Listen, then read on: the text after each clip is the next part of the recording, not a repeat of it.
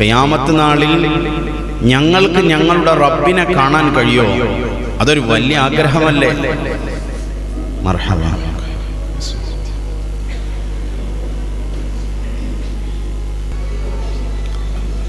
അപ്പൊ സ്വഹാബത്തിന്റെ ചോദ്യം, ഞങ്ങൾക്ക് ഞങ്ങളുടെ റബ്ബിനെ കാണാൻ സാധിക്കുമോ? ഫഖാൽ, അവിടെന്ന് പറഞ്ഞു, ഹൽ തുളാറൂന ഫീ റുയത്തിൽ ഖമരി ലൈലത്തൽ ബദർ. 14-ാം രാവിന്റെ രാത്രി ആകാശലോകത്ത് തെളിഞ്ഞു നിൽക്കുന്ന പൂർണ്ണ ചന്ദ്രനെ കാണാൻ നിങ്ങൾക്ക് വല്ല പ്രയാസവും ഉണ്ടോ എന്ന് ചോദിച്ചു. ഖാലൂ, അവർ പറഞ്ഞു, ലാ യാ റസൂലല്ലാഹ്, ഒരു പ്രയാസവുമില്ല. 14-ാം രാവിലെ ചന്ദ്രനെ ഞങ്ങൾ കാണാറുണ്ട്. വീണ്ടും അവിടെന്ന് ചോദിച്ചു, വഹൽ തുളാറൂന ഫിശ്ശംസ് ലൈസ ദൂനഹാ സഹാബുൻ.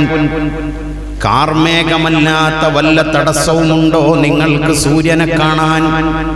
മേഘത്തിന്റെ ഉള്ളിൽ കുടുങ്ങിയാൽ ചിലപ്പോൾ നിങ്ങൾ കാണുക, അതല്ലാത്ത വല്ല തടസ്സവും ഉണ്ടോ? ഖാലൂ, അവർ പറഞ്ഞു, ലാ, ഇല്ല നബിയേ, ഒരു തടസ്സവുമില്ല. എന്നാൽ ഫഇന്നകും തറൗനഹു കദാലിക്.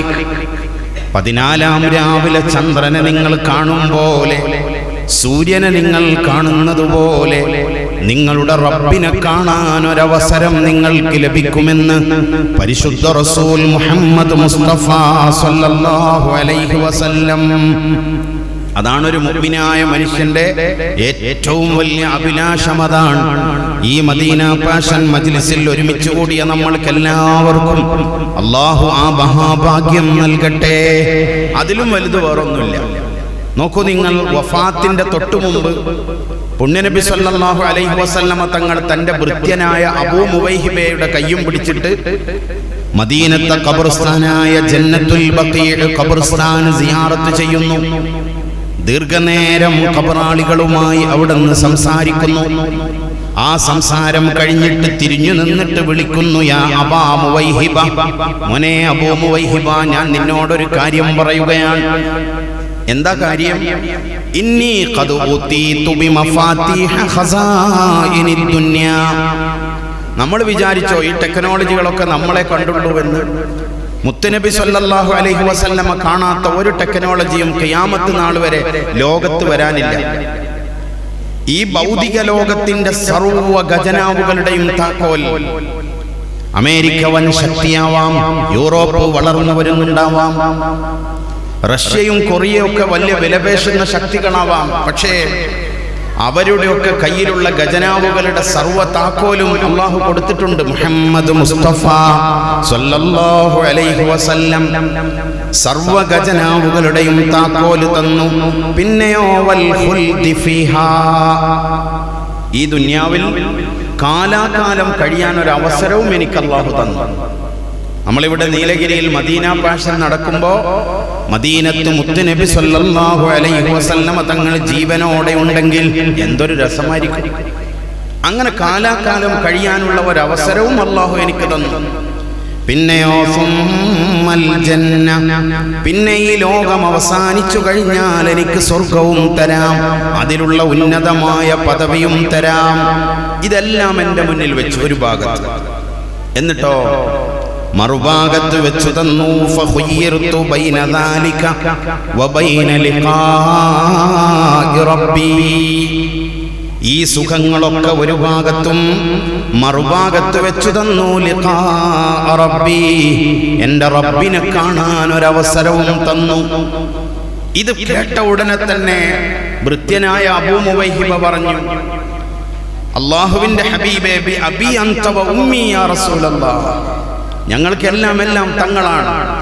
ഞങ്ങളുടെ ഉമ്മയെക്കാളും ബാപ്പയെക്കാളും ഞങ്ങളെല്ലാത്തിനേക്കാളും സ്നേഹിക്കുന്ന തങ്ങളെ, തങ്ങൾ ദുനിയാവിൻ്റെ താക്കോലിങ് വാങ്ങ്, എന്നിട്ട് ദുനിയാവിൽ കാലാകാലം താമസിക്ക്, എന്നിട്ട് സ്വർഗവും വാങ്ങ് നബിയേ. അതല്ലേ നല്ല രസമുള്ളത്, അതാണ് ഞങ്ങൾ ഇഷ്ടപ്പെടുന്നതെന്ന് പറഞ്ഞപ്പോൾ കാല അവിടുന്ന് പറഞ്ഞു, ലാ വല്ലാഹി യാ അബാ മുവൈഹിബ, അല്ലാഹു ആണ് സത്യം, അബൂ മുവൈഹിബ, എനിക്കത് വേണ്ട. എനിക്കതിനല്ല താല്പര്യം. ലഖദ് ഇഖ്തർതു ലിഖാ റബ്ബി, ഞാൻ എൻ്റെ റബ്ബിന്റെ ലിഖാ തിരഞ്ഞെടുത്തുവെന്ന് മുഹമ്മദ് മുസ്തഫ സല്ലല്ലാഹു അലൈഹി വസല്ലം. അപ്പോൾ അല്ലാഹുവിനെ കാണണം. പിന്നെ ആരെ കാണേണ്ടത്? അഷ്റഫുൽ ഖൽഖ് ത്വാഹ റസൂലുള്ളാഹി സ്വല്ലല്ലാഹു അലൈഹി വസല്ലമ തങ്ങളെ ഈ കണ്ണുകൊണ്ടൊന്ന് കാണണ്ടേ? അവിടുത്തെ ചാരത്തൊന്നു പോയി നിൽക്കണ്ടേ? മഹാന്മാരായ സഹാബത്ത് ഹുബ്ബ് വെച്ചത് അതാണ്. 10 കൊല്ലം അല്ലാഹുവിന്റെ ഹബീബിന്റെ ഖാദിമാണ് മഹാനായ സയ്യിദുനാ അനസ് ഇബ്നു മാലിക് റളിയല്ലാഹു അൻഹു.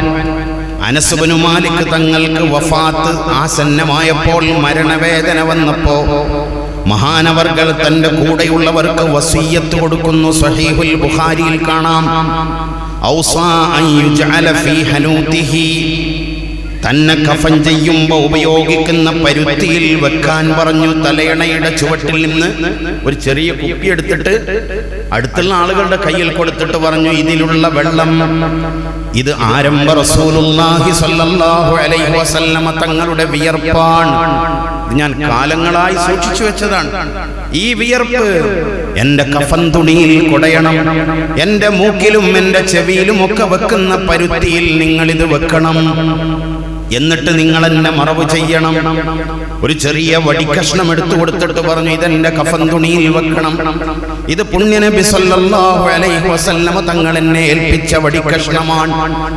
ഈ വസിയ്യത്തൊക്കെ കൊടുത്തിട്ട് മഹാനവർകൾ ചുവരിന്റെ ഭാഗത്തേക്ക് തിരിഞ്ഞു കിടന്നിട്ട് വല്ലാതെ കരഞ്ഞു. കണ്ണിൽ നിന്ന് വെള്ളം ഇങ്ങനെ തുരുതുരാ ഒഴുകുന്നു. പലരും ആശ്വസിപ്പിച്ചു, അനസ് കരയുകയാണോ? 10 കൊല്ലം പുണ്യനബി സല്ലല്ലാഹു അലൈഹി വസല്ലമ തങ്ങളുടെ ഖാദിമാണ്. അത്രയും വലിയ ഭാഗ്യം കിട്ടിയ ആളാണ്. അവിടത്തേക്ക് ഹിദുമ ചെയ്യാൻ അവസരം കിട്ടിയ മഹാനാണ്. കരയല്ല കരയല്ല. എന്താ അനസ് തങ്ങളുടെ മറുപടി? ഞാൻ കരയുന്നത് എനിക്ക് സ്വർഗം കിട്ടുമോ കിട്ടൂലേ എന്ന് പേടിച്ചിട്ടല്ല, വലത് കയ്യിൽ കിതാബ് കിട്ടുമോ കിട്ടൂലയോ എന്ന് പേടിച്ചിട്ടല്ല ഞാൻ കരയുന്നത്. മറിച്ചോ, നാളെ മഹ്ശർ വൻസഭയിലെത്തുമ്പോ മുത്തുനബി സല്ലല്ലാഹു അലൈഹി വസല്ലമ തങ്ങൾ വലിയ തിരക്കായിരിക്കും. അവിടുന്ന് സ്വർഗത്തിലെത്തിയാൽ ഉന്നതന്മാരായ ആളുകളുടെ സംഘത്തിലായിരിക്കും അവിടുന്ന് ഉണ്ടാവുക. അന്ന് ഈ അനസിന് എന്റെ ഹബീബിന്റെ അടുത്തൊന്ന് പോയി നിൽക്കാൻ സാധിക്കുമോ? അവിടുത്തെ അരികിലൊന്ന് പോയി നിന്നിട്ട് ആ കൈയൊന്ന് പിടിച്ചിട്ട് എനിക്ക് ഇങ്ങനെ പറയണം. എന്താ പറയേണ്ടത്?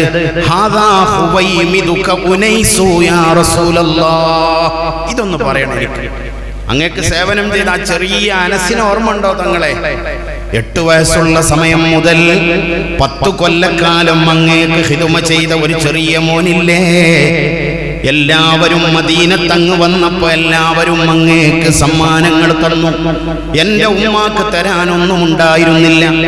ഉമൈസാ ബിൻതു മൽഹാൻ എന്ന അനസിന്റെ പൊന്നുമ്മ വന്ന് അല്ലാഹുവിന്റെ ഹബീബിനോട് പറഞ്ഞു, ലം യബ്ഖ റജുലുൻ വലം റഅതുൻ മിനൽ അൻസാർ ഇല്ലാ വഖദ് അത്ഹഫൂക ബിതുഹ്ഫ.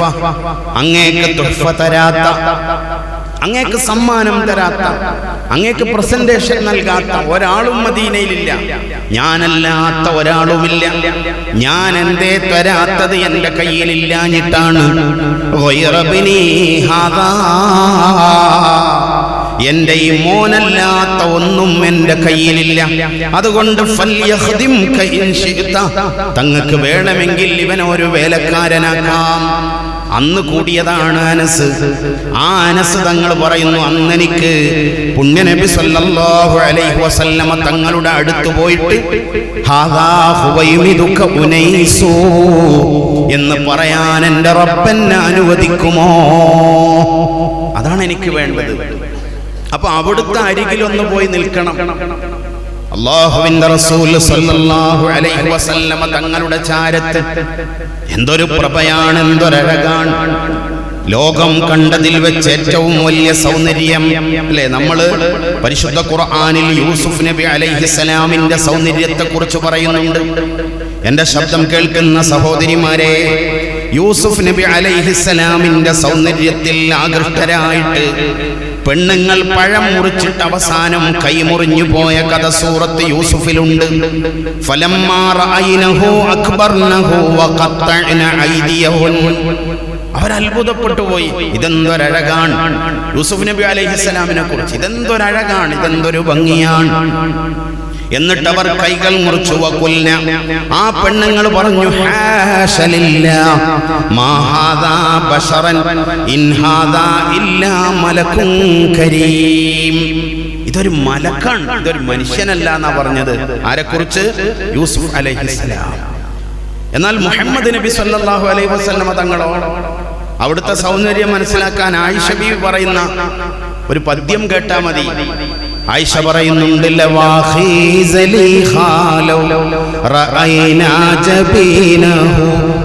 ലആസർന ബിൽ ഖത്ഇൽ ഖുലൂബ അലൽ ലൈദി. ലവാഖി സലീഖ, ഏ സുലൈഖയുടെ തോഴിമാരെ, സുലൈഖയുടെ തോഴിമാരെ, ലൗ റഅയ്നാ ജബീനഹു. അവരാരെങ്കിലും മുത്തുനബി സല്ലല്ലാഹു അലൈഹി വസല്ലമ തങ്ങളുടെ ജബീൻ, അവിടുത്തെ നെറ്റിയൊന്ന് കണ്ടാൽ മതി, ശരീരം മുഴുവനും കാണണ്ട, അവിടുത്തെ നെറ്റിയൊന്ന് കണ്ടാൽ അവർ കൈ മുറിക്കുന്നതിന് പകരം ഖൽബ് മുറിച്ചു കൊടുക്കുമായിരുന്നു എന്ന് ബീവി ആയിഷ റളിയല്ലാഹു അൻഹാ. അതാണ് ഇമാം ബുസൂരിയും പറഞ്ഞത്, മുനസ്സഹുൻ അൻ ശരീകിൻ ഫീ മഹാസിനിഹി ഫജൗഹറുൽ ഹുസ്നി ഫീഹി ഗൈറു മുൻഖാസിമി മൗലായ സ്വല്ലി വസല്ലം على حبيبك خير الخلق كلهم. അല്ലാഹു ആകപ്പടച്ച സൗന്ദര്യത്തിന്റെ പകുതി യൂസുഫ് അലൈഹിസ്സലാമിനാണ് കൊടുത്തതെങ്കിൽ ആ സൗന്ദര്യത്തിന്റെ പൂർണ്ണത അല്ലാഹു നൽകിയത് മുഹമ്മദ് മുസ്തഫ സല്ലല്ലാഹു അലൈഹി വസല്ലമ തങ്ങൾക്കാണ്. അത് ഇന്നേ വരെ ആരും കാണേണ്ടതുപോലെ കണ്ടിട്ടില്ല. സ്വഹാബത്ത് കണ്ടോ? കണ്ടിട്ടില്ല എന്ന് ചരിത്രം. സ്വഹാബത്ത് അല്ലാഹുവിന്റെ ഹബീബിനെ കണ്ടിട്ടുണ്ട്, പക്ഷേ അവിടുത്തെ സൗന്ദര്യം പൂർണ്ണമായി ആസ്വദിക്കാൻ അല്ലാഹു അവസരം കൊടുത്തിട്ടില്ല. അങ്ങനെയല്ലേ സുനനു തുർമുദിയിലൊക്കെ നമ്മൾ കാണുന്നത്. മഹാനായ സയ്യിദുനാ അബൂബക്കറിന് സിദ്ദീഖ് റളിയല്ലാഹു അൻഹു അവിടുത്തെ മുഖത്തേക്ക് നേരിട്ട് നോക്കുന്ന ആളാണ്. സയ്യിദുനാ ഉമർ ഇബ്നുൽ ഖത്താബ് റളിയല്ലാഹു അൻഹു നേരിട്ട് നോക്കുന്ന ആളാണ്. നോക്കൂ, ഹദീസ് നോക്കൂ, ഫലാ യർഫഉ ഇലൈഹി അഹദും മിൻഹും ബസറഹു. സ്വഹാബത്തിൽപ്പെട്ട ഒരാൾ പോലും അല്ലാഹുവിന്റെ ഹബീബിനെ വേണ്ടതുപോലെ നോക്കിയിട്ടില്ല. ഇല്ലാ അബൂബക്കറിൻ വ ഉമർ റളിയല്ലാഹു അൻഹുമാ. ആ രണ്ട് മഹാന്മാരല്ലാതെ വേണ്ടതുപോലെ നോക്കിയിട്ടില്ല. ആ സൗന്ദര്യം ഇൻഷാ അല്ലാഹ് നമ്മൾക്ക് കാണണ്ടേ? അതല്ലേ നമ്മുടെ ലക്ഷ്യം. അവിടുത്തെ അരികിലൊന്ന് പോയി നിന്നാൽ എന്തായിരിക്കും അതിന്റെ ഒരു രസം? ആരുടെ മുന്നിലാ പോയി നിൽക്കുന്നത്? ആരുടെ കയ്യിൽ നിന്നാണ് ഒരു കോപ്പ വെള്ളം വാങ്ങി കുടിക്കുന്നത്? അവിടുത്തെ ഏതെങ്കിലും ഒരു പേരക്കുട്ടി ഈ മജ്ലിസിലേക്ക് വന്നാൽ, പാണക്കാട്ടത്തെ ഒരു കുട്ടി വന്നിട്ട് നമ്മൾ ആരെങ്കിലും വിളിച്ചിട്ട് ഒരു ഗ്ലാസ് വെള്ളം തന്നാൽ എന്തൊരു രസമാണ്. എന്നാൽ ആ പാണക്കാട്ട തങ്ങന്മാരുടെ ഉപ്പാപ്പ, നമ്മുടെ കരളിന്റെ കരളായ ജീവന്റെ തുടിപ്പായ മനസ്സിന്റെ കേന്ദ്രമായ നമ്മുടെ എല്ലാത്തിനേക്കാളും നമ്മുടെ ഹബ്ബ് വെക്കുന്ന നമ്മളിൽ ഒരാളെ, ഏ അബ്ദുള്ള മോനിങ് വാന്ന് പറഞ്ഞിട്ട് ഒരു കോപ്പ വെള്ളം തന്നാൽ എങ്ങനെ ഉണ്ടാവും? അല്ലാഹു നമ്മൾക്ക് ഭാഗ്യം തരട്ടെ, അല്ലാഹു നമ്മൾക്ക് തൗഫീഖ് തരട്ടെ. അതിനാണ് ഈ ഹബ്ബ്, അതിനാണ് ഈ മജ്ലിസ്. അവിടുത്തെ സൗന്ദര്യം അത് മഹാത്ഭുതമാണ് അല്ലേ? ആയിഷ റളിയല്ലാഹു അൻഹ പറയുന്നു, നമ്മൾ മങ്കൂസ് മൗലിദിൽ പാടാറില്ലേ? അതൊന്നും വെറുതെയല്ല. ഇന്ന ബൈതൻ അന്ത സാകിനുഹു ലൈസ മുഹ്താജൻ ഇലാ സുറൂജി സല്ലി റബ്ബൽ ആലമീന അലാ സയ്യിദിൽ കൗനൈനി വസുറൂജി. എന്താ പറഞ്ഞത് നബിയെ? വല്ല വീട്ടിലും തങ്ങൾ താമസിക്കാൻ വന്നാൽ അവിടെ വിളക്കുകളുടെ ആവശ്യം വരൂല നബിയെ. അങ്ങ് തന്നെ പ്രകാശമാണ്, അവിടുന്ന് പ്രഭയാണ്, പ്രകാശമാണ്. അവിടെ വിളക്കിന്റെ ആവശ്യം വരൂല. നോക്കൂ, ഞാൻ ഉദാഹരണം പറയാം. ആയിഷ റളിയല്ലാഹു അൻഹ പറയുന്നു, ഇസ്തഅർതു ഇബ്റതൻ മിൻ ഹഫ്സത ബിൻതി റവാഹ. റവാഹാന്റെ മകളായ ഹഫ്സയുടെ കയ്യിൽ നിന്ന് ഞാനൊരു സൂചി കടം വാങ്ങി. സൂചി ഞാൻ കടം വാങ്ങി. എന്തിനാ കടം വാങ്ങിയത്? അഖീതു ബിഹാ സൗബ റസൂലില്ലാഹി സ്വല്ലല്ലാഹു അലൈഹി വസല്ലം. അല്ലാഹുവിന്റെ ഹബീബിന്റെ കുപ്പായം തുന്നാൻ വേണ്ടിയാണ്. പഴകി ദ്രവിച്ച് പിന്നിപ്പോയ കുപ്പായമാണ് മദീനയുടെ നേതാവ് ഉടുത്തത്. അല്ലെ, നമ്മൾക്ക് എത്ര കുപ്പായമുണ്ടെന്ന് എണ്ണം പോലും നമുക്കറിയില്ല. അവിടെ നിന്നെടുത്തത് പലപ്പോഴും പഴകി ദ്രവിച്ചതാണ്. ആയിഷ പറയുന്നത്, കീറിപ്പോയിട്ടത് തുന്നാൻ സൂചി സ്വന്തമില്ല കേട്ടോ ആയിഷ ബീവിയുടെ അടുത്ത്. എന്നിട്ട് എവിടുന്ന് വാങ്ങി? റവാഹാന്റെ മകൾ ഹഫ്സാന്റെ കയ്യിൽ നിന്ന് ഒരു സൂചി കടം വാങ്ങി. ആ സൂചി കൊണ്ട് ഞാൻ അവിടുത്തെ കുപ്പായം തുന്നിക്കൊണ്ടിരിക്കുമ്പോ ഫസഖതത് അന്നിയൽ ലിബ്റ, ആ സൂചി എന്റെ കയ്യിൽ നിന്ന് നിലത്ത് വീണുപോയി. അല്ലാഹുവിന്റെ ഹബീബിന്റെ കുപ്പായം തുന്നൽ മുടങ്ങിപ്പോയി. നേരം പുലർന്നാൽ അവിടത്തേക്ക് ധരിക്കാനുള്ളതാണ്. ആയിഷയുടെ വീട്ടിൽ വിളക്ക് കത്തിക്കാൻ എണ്ണയില്ലാത്ത രാത്രികളാണ്. എന്താ സ്വഹീഹുൽ ബുഖാരിയിലുള്ളത്? 2 മാസക്കാലം കത്താത്ത അടുപ്പിന്റെ രാജകുമാരിയാണ് ബീവി ആയിഷ റളിയല്ലാഹു അൻഹ. എത്ര വിഭവ സമൃദ്ധമാണ് നമ്മുടെ ഭക്ഷണം, എത്ര മനോഹരമാണ്. ആയിഷ ബീവി പറയാണ്, 2 സാധനം കഴിച്ചിട്ടാണ് ജീവൻ നിലനിർത്തിയത്. ഒന്ന് പച്ചവെള്ളവും മറ്റൊന്ന് കാരക്കയുമാണ്. ജീവിതത്തിലെ ചെറിയ വിഷമങ്ങൾ വരുമ്പോ അല്ലാഹുവിനോട് പഴി പറയല്ല കേട്ടോ. എന്നോട് എന്തിനിങ്ങനെ ചെയ്തു പറയല്ല. നമ്മൾ എന്താ അനുഭവിച്ചത്? നമ്മൾക്ക് ഒരു ബുദ്ധിമുട്ടില്ല. പച്ചവെള്ളവും കാരക്കയും തിന്നിട്ട് 2 മാസം ജീവൻ നിലനിർത്തി ബീവി ആയിഷ റളിയല്ലാഹു അൻഹ. ആയിഷ പറയാണ്, സൂചി നിലത്ത് വീണുപോയി. എവിടെയാണെന്ന് കാണുന്നില്ല. ഫതലബതുഹാ, ഞാൻ കുറെ നോക്കി. ഫലമ്മ അഖദിർ അലൈഹാ, എവിടെയാണെന്ന് ഒരു നിലക്കും കണ്ടെത്താൻ ഞാൻ ഇങ്ങനെ പരിധി നോക്കി, കാണുന്നില്ല. ഇനിയിപ്പോ എന്ത് ചെയ്യും? അങ്ങനെ ഇരിക്കുമ്പോ ഫദഖല റസൂലുള്ളാഹി സ്വല്ലല്ലാഹു അലൈഹി വസല്ലം, മദീന പള്ളിയിലെ നിസ്കാരം കഴിഞ്ഞിട്ട് കയറി വന്നു മുഹമ്മദ് മുസ്തഫ സ്വല്ലല്ലാഹു അലൈഹി വസല്ലം. അല്ലാഹുവിന്റെ ഹബീബ് കയറി വന്നപ്പോ ഫതബയ്യനത്തിൽ ഇബ്റതു ബിശുആഇ നൂരി വജ്ഹിഹി, അവിടുത്തെ മുഖത്തിൽ നിന്നടിക്കുന്ന വെളിച്ചം കൊണ്ട് സൂചി എനിക്ക് കണ്ടെത്താൻ കഴിഞ്ഞു. കയറി വരുമ്പോ ആ നെറ്റി നടിച്ച വെളിച്ചം കൊണ്ട് എനിക്ക് സൂചി കണ്ടെത്താൻ കഴിഞ്ഞു. അങ്ങനെ ഞാൻ സൂചി എടുത്തപ്പോ എനിക്ക് ചിരി വന്നുപോയി. എന്തിനെ ആയിഷ നീ ചിരിക്കുന്നത്? ഞാൻ അങ്ങയുടെ പ്രഭ കൊണ്ട് സൂചി തെരഞ്ഞെടുത്തു നബിയേ. ബീവി ആയിഷ റളിയല്ലാഹു അൻഹാ. ആ നബി സല്ലല്ലാഹു അലൈഹി വസല്ലമ തങ്ങളെ നമുക്കൊന്ന് കാണണ്ടേ? അതിനെന്താ വേണ്ടത്? മഹാന്മാരായ സഹാബത്ത്, ഒരു സഹാബി ഉണ്ടായിരുന്നു. ആ സഹാബി മുത്തുനബി സല്ലല്ലാഹു അലൈഹി വസല്ലമ തങ്ങളുടെ അരികിൽ ഒരിക്കൽ വന്നിട്ട് പറഞ്ഞു, നബിയേ. ബഹുമാനപ്പെട്ട ഹാഫിദ് ഇബ്നു കസീർ തങ്ങൾ തന്റെ തഫ്സീറിൽ പറയുന്നു, എന്തേ ആ മനുഷ്യൻ പറയുന്നത്? യാ റസൂലല്ലാഹ്, അല്ലാഹുവിന്റെ ഹബീബേ, ഇന്നക ലഅഹബ്ബു ഇലയ്യ മിൻ നഫ്സി, എന്റെ ശരീരത്തെക്കാൾ എനിക്ക് ഏറ്റവും ഇഷ്ടം തങ്ങളോടാണ്. ഒരു മനുഷ്യൻ വന്നിട്ട് പറയാണ്, ഇതെന്തൊരു മഹബ്ബത്താണ്.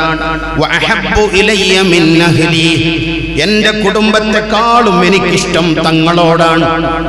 എന്നെക്കാളും എനിക്കിഷ്ടം എന്റെ കുടുംബം, എന്റെ ഭാര്യയെക്കാളും എനിക്കിഷ്ടം തങ്ങളോടാണ്. വഅഹബ്ബു ഇലയ്യ മിൻ വലദി, എനിക്കൊരു കുഞ്ഞു മോനുണ്ട്, ആ മോനെക്കാളും എനിക്കിഷ്ടം തങ്ങളാണ്.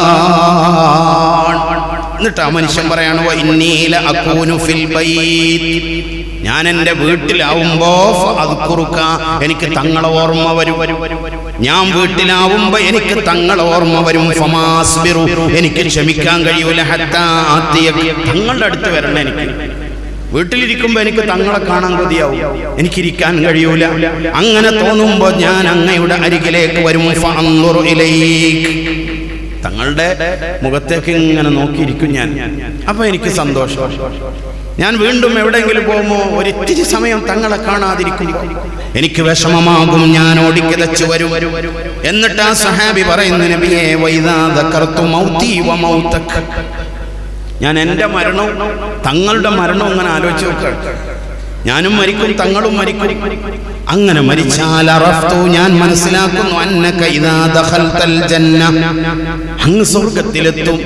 അങ്ങ് സ്വർഗ്ഗത്തിലെത്തിയാൽ റുഫിഅത മഅൻ നബിയീൻ, അങ്ങ് മഹാന്മാരായ അമ്പിയാക്കളുടെ കൂടെ അങ്ങ് വലിയ ഉന്നത സ്ഥാനത്തേക്ക് ഉയർത്തപ്പെടും.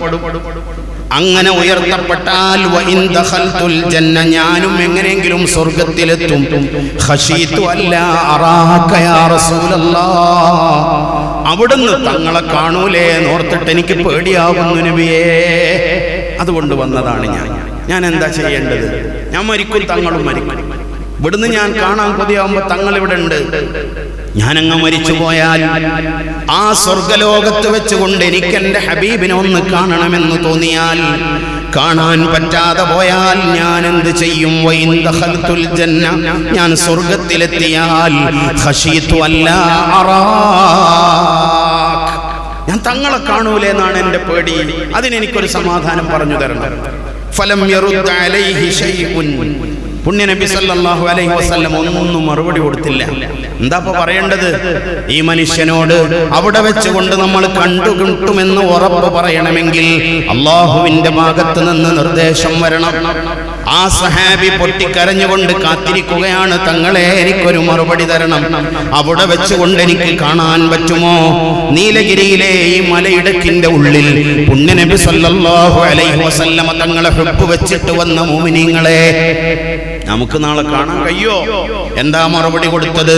വിശുദ്ധ ഖുർആനിലെ സൂറത്തുൻ നിസാഇന്റെ 69ാമത്തെ ആയത്ത് ഇറങ്ങിയതപ്പോഴാണ്. വമൻ യുതിഇല്ലാഹ വർ-റസൂല ഫഉലൈക മഅല്ലദീന അൻഅമല്ലാഹു അലൈഹിം മിനൻ നബിയ്യീന വസ്-സിദ്ദീഖീന വശ്-ശുഹദാഇ വസ്-സാലിഹീൻ വഹസുന ഉലൈക റഫീഖാ. ആര് അല്ലാഹുവിനെ അനുസരിക്കുന്നുവോ, ആര് അല്ലാഹുവിന്റെ റസൂലിനെ അനുസരിക്കുന്നുവോ, അവർ അല്ലാഹു അനുഗ്രഹം ചെയ്ത നബിമാരുടെ, സിദ്ദീഖീങ്ങളുടെ, ശുഹദാക്കളുടെ, സ്വാലിഹീങ്ങളുടെ കൂടെ ഒരുമിച്ച് കൂടുക തന്നെ ചെയ്യുമെന്ന് അല്ലാഹുവിന്റെ പരിശുദ്ധ ഖുർആൻ. ആ സ്വഹാബിക്ക് സന്തോഷമായി. ഞാൻ ഹുബ്ബ് വെക്കുന്ന ഹബീബിന്റെ കൂടെ ഞാൻ ഉണ്ടാവും. ഇപ്പൊ ബദരീങ്ങളെ ഹുബ്ബ് വെച്ചോ, നാളെ ബദരീങ്ങളുടെ കൂടെ നിൽക്കാം. സ്വഹാബത്തിന് ഹുബ്ബ് വെച്ചോ, നാളെ അവരുടെ കൂടെ നിൽക്കാം. അല്ലാഹു നമ്മൾക്ക് തൗഫീഖ് നൽകട്ടെ. അപ്പൊ ജീവിതത്തിലെ വലിയ ആഗ്രഹം അത് തന്നെയാണ്. ഈ ലോകത്ത് ഈ ദുനിയാവെന്ന് കണ്ണടയുന്നതിന് മുന്നേ അല്ലാഹു സുബ്ഹാനഹു വ തആല അവന്റെ വീതിയായ റഹ്മത്ത് കൊണ്ട് നമ്മുടെ ഹബീബിനെ ഒന്ന് മനാമിൽ കാണാൻ, സ്വപ്നത്തിൽ അവിടുത്തെ കൺകുളിർക്ക ഒന്ന് കാണാൻ അല്ലാഹു നമ്മൾക്കെല്ലാവർക്കും അവസരം തരട്ടെ. ഇനി ഞാൻ ഒരൊറ്റ പദ്യം മാത്രം പാടിയിട്ട് വിശദീകരിച്ച് ഞാൻ അവസാനിപ്പിക്കാം. ആരാണ് പുണ്യനബി സല്ലല്ലാഹു അലൈഹി വസല്ലം? എന്താ അതിന് പറയാം? ലോകത്തുള്ള എല്ലാവരും പരാജയപ്പെട്ടു പോയ വിഷയമാണ് മുഹമ്മദ് മുസ്തഫ സല്ലല്ലാഹു അലൈഹി വസല്ലം. ഇമാം ബൂസൂരി തോറ്റുപോയത് അവിടെയാണ്. റഷീദുൽ ബഗ്ദാദി തോറ്റുപോയത് അവിടുത്തെ മദ്ഹ് പാടിയിട്ടാണ്. കവികളൊക്കെ പാടി പറഞ്ഞിട്ട് അവസാനം പറഞ്ഞത് ബലഗൽ മുത്താഹു ഫീ ഔ സാഫിഹി ഫമാ ബലഗ് ബാലിഗും മിൻ ശറമാഉ തിബിമാ ഫിൽ ബാലി ബാൽ ലാ ഇലാഹ ലാ ഇലാഹ ഇല്ലല്ലാഹ് ഇല്ലല്ലാഹു മുഹമ്മദുർ റസൂലുള്ളാഹ്. അവിടുത്തെ മദ്ഹിന്റെ 10 പോലും ഇന്നേ വരെ ഒരാൾക്ക് ടച്ച് ചെയ്യാൻ സാധിച്ചിട്ടില്ല കേട്ടോ. ആ നേതാവിന്റെ പേരാണ് മുഹമ്മദ് മുസ്തഫ സല്ലല്ലാഹു അലൈഹി വസല്ലം. അറിവിന്റെ നാലയലത്തുകൂടെ പോകാൻ പോലും ഭാഗ്യമില്ലാത്ത ഈ വെള്ളമുണ്ടക്കാരൻ എന്തു പറയാനാണ്? ഒന്നും പറയാനില്ല. ഇമാം ബൂസൂരിയുടെ ഒരു വരി പദ്യം പറയാം നമ്മൾക്ക്. ആരാണ് മുത്തുനബി സല്ലല്ലാഹു അലൈഹി വസല്ലം? കസ്സഹിരി ഫീ തറഫിൻ والبدر في شرف والبحر في كرم والدهر في همم مولاي صل وسلم دائما أبدا على حبيبك خير الخلق كلهم. ആരാണ് അവിടുന്ന്? കസ്സഹിരി, ഒരു പുഷ്പം പോലെയാണ്. റോസാപ്പൂവ് ഒന്ന് കയ്യിൽ പിടിച്ചാൽ എന്ത് മൃദുലമാണ്, ഒരു മുല്ലപ്പൂവ് കയ്യിൽ പിടിച്ചാൽ എന്തൊരു മാർദ്ദവമാണതിന്. അതിനേക്കാളും മാർദ്ദവമാണ് ഫീ തറഫിൻ, വിനയം ചെയ്യുന്നതിൽ, മാർദ്ദവം ചെയ്യുന്നതിൽ. അല്ലാഹുവിന്റെ റസൂൽ ഒരു പൂവിനേക്കാളും മൃദുലമാണ്. ഇന്ന് ലോകം കരുണയില്ലാത്ത ലോകമാണ്. വായിക്കുന്നത് മുഴുവനും അതാണ്.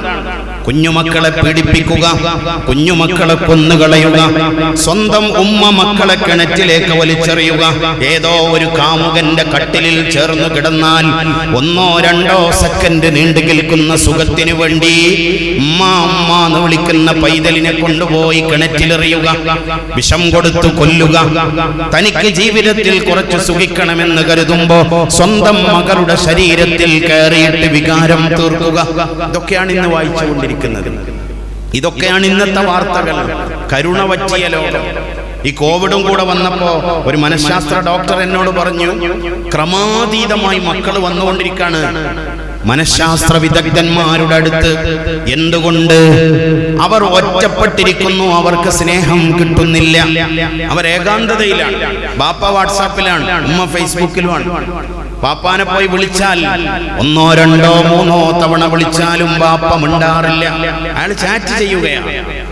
ഇനി അഥവാ വിളിച്ചാൽ തന്നെ ദേഷ്യത്തോടെ അയാൾ ഒന്ന് മൂളും, എന്നിട്ട് പൊയ്ക്കോളാൻ പറയും. കാരണം അയാൾ സ്മാർട്ട് ഫോണിലാണ്. ഉമ്മയും അങ്ങനെ തന്നെയാണ്. ക്ലാസ്സിലുള്ള കൂട്ടുകാരെ കാണാൻ കഴിഞ്ഞില്ല, അവരുടെ ചേര നിന്ന് കളിക്കാൻ കഴിഞ്ഞില്ല, അവർക്ക് ചിരട്ടയിൽ മണ്ണപ്പം ചുടാൻ കഴിഞ്ഞില്ല, അവർക്ക് കടലാസ് തോണി ഉണ്ടാക്കാൻ കഴിഞ്ഞില്ല. അവരൊറ്റപ്പെട്ടിങ്ങനെ കഴിയണം. അപ്പൊ അവരുടെ മാനസികമായ പിരിമുറുക്കം. ഈ മക്കളൊക്കെ ഇപ്പൊ ആഘോഷിക്കാൻ എത്ര കാലമായി ഇങ്ങനെ ഒന്ന് കണ്ടിട്ട്. നമ്മൾ ആ മക്കൾക്ക് സ്നേഹം കൊടുത്തോ? കൊടുത്തില്ല. നമ്മൾ കൊടുക്കാതായപ്പോ മക്കൾ മാനസികമായി തകർന്നു. മുഹമ്മദ് നബി സല്ലല്ലാഹു അലൈഹി വസല്ലമയിൽ നിന്ന് പഠിക്കേണ്ട ഉമ്മമാരെ ഒന്നാമത്തെ പാഠം കരുണയാണ്.